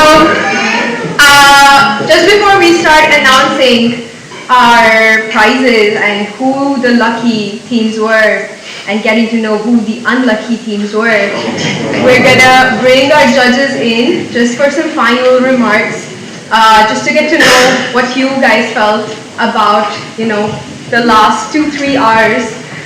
We know it was a very, very tough job having to select teams who were populated with undergrads versus teams who were populated with PhD students, especially considering they had really, really good projects in.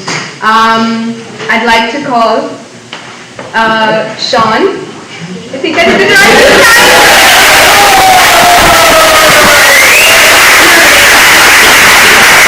So that means she wins. No, look, just to reiterate a few things. There are going to be 3 teams announced as first, second, and third in a minute or two, but the standard of the projects across the board was phenomenal. It made it way harder than I thought it was going to be when I drove down.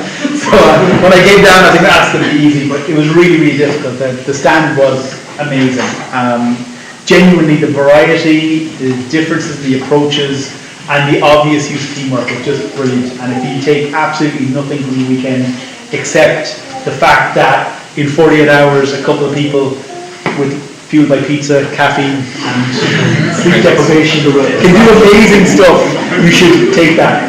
And I will say that I'm absolutely amazed that we spent the last 2 hours in this room and nobody smells as bad as I thought they would. So just thank you all for your bare minimum of hygiene. That's just amazing work.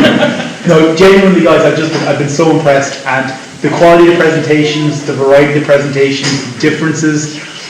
If you take nothing else, you know, this is a really powerful network.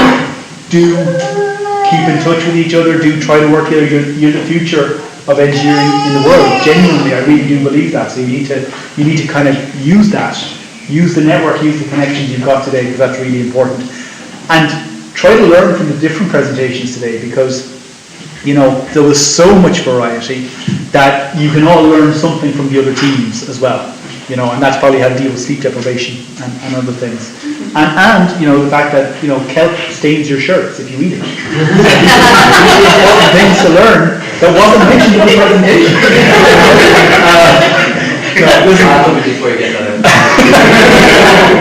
Genuinely, thank you all for all your efforts all weekend, and particularly to the guys in front of you and the team behind who've done a huge amount of work in the last 48 hours. And in the months building up to it. I cannot speak highly enough about all the effort. I cannot say enough about the amount. They get absolutely nothing out of this. So the 3 teams that win are going to get prizes. The guys get nothing. So, you know, except they do leave knowing how to pronounce Sean. So.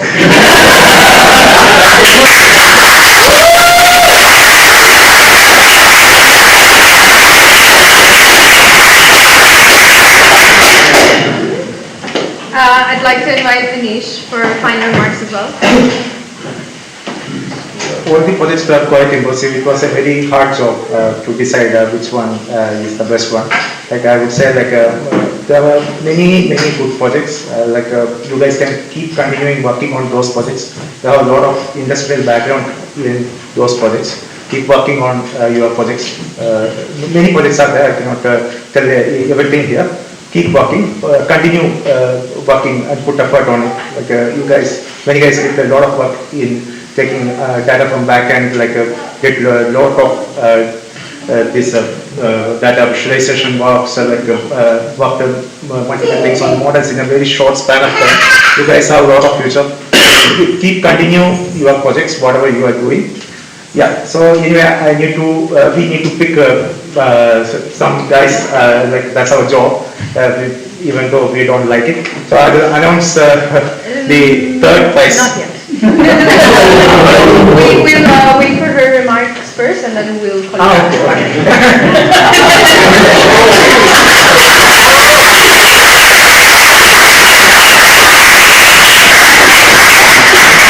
That was close. James, can we please have you on for remarks? I'll keep it short, so everybody's waiting. Okay, I've been an educator for close to 35 years, and when I coming towards the end of my career, I was what's the impact of education? And one of the things I can say, particularly the last few years being here in CHUS, I'm so inspired and moved and impressed by the enthusiasm and the intelligence of young people. So when I look around and I see projects like this, I know the future's in really good hands, and you guys are amazing. So well done.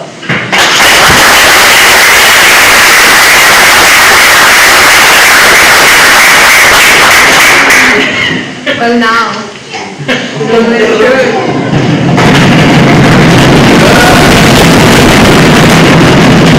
do you think won?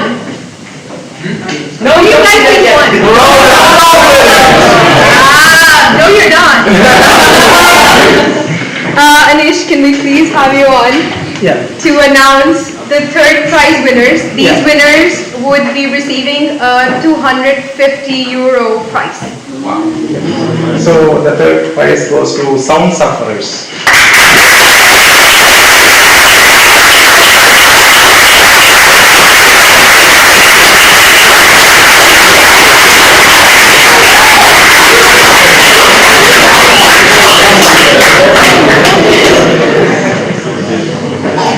Maybe, do you guys want to stay for a picture, or did we get a picture? Yeah. Anish, you want to join us?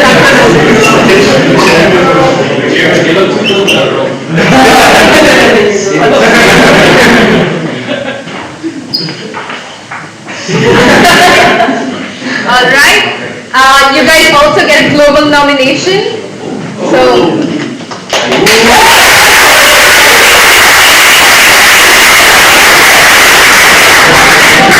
Jane will be announcing our second place winners with a €750 prize and a global nomination. Go for it. The second place winners are I don't know.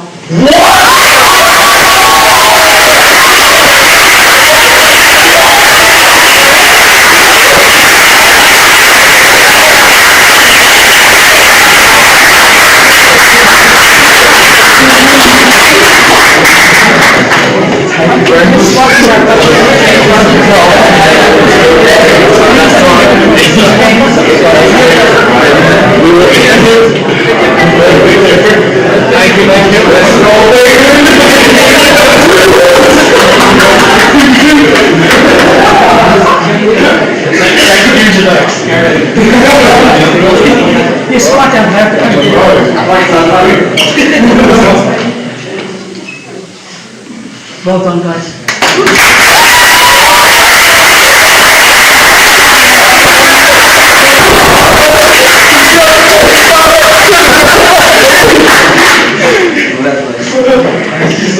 Now, for the first prize of the NASA Space Ops Challenge 2023, 12th Annual NASA Space Ops Challenge.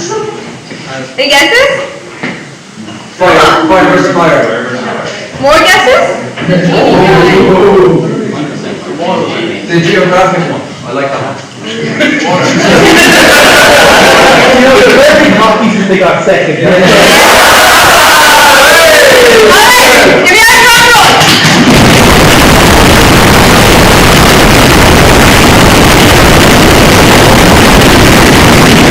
Howard will be right back after this break.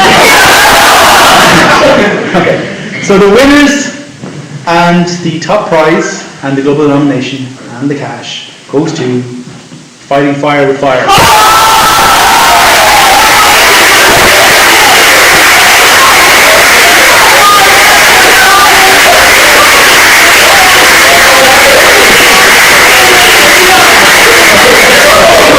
Congratulations, you guys! You have just won 1,500 euros. And a global nomination. Come down, get your certificate.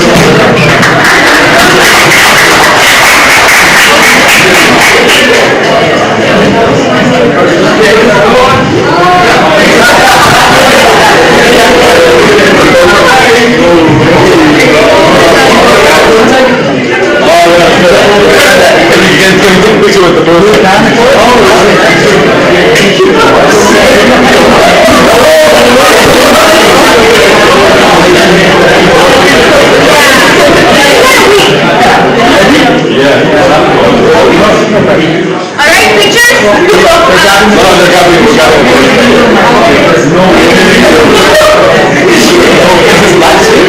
Yeah, you're on. So,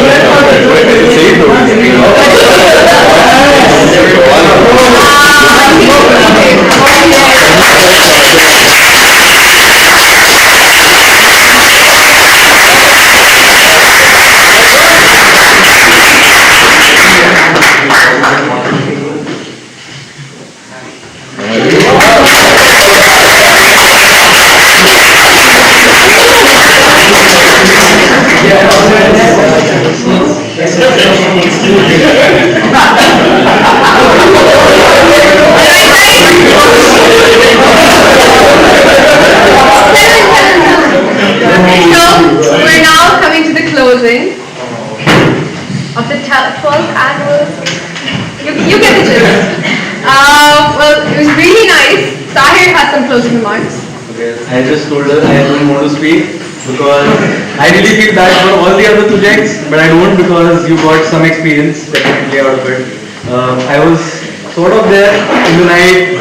I was speaking to all the teams, and there's no loser over here. Everyone is a winner. You get to take something behind, and it's going to stay with you permanently. I personally feel it's just a start, and it's always the first. If it's the first hackathon like this for you, it's first of many, and we'll do it next year as well, 100%.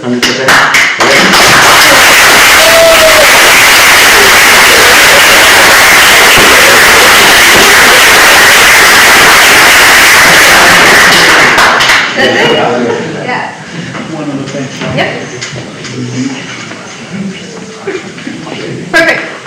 Guys, whoever won, please come out and give Sahir your contact details and get the shirts in exchange. You're gonna get the white ones for the winners. White one, yeah.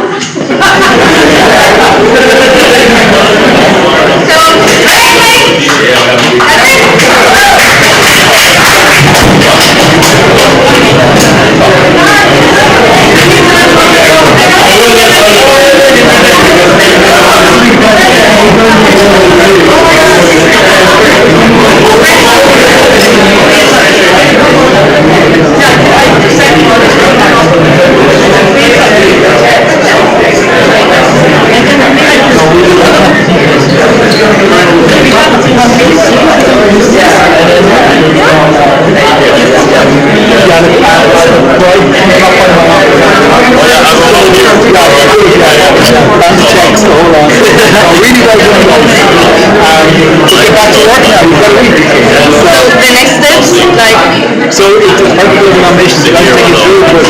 Basically, about 1 week to refine this project. Yeah. There's a lot of reminder.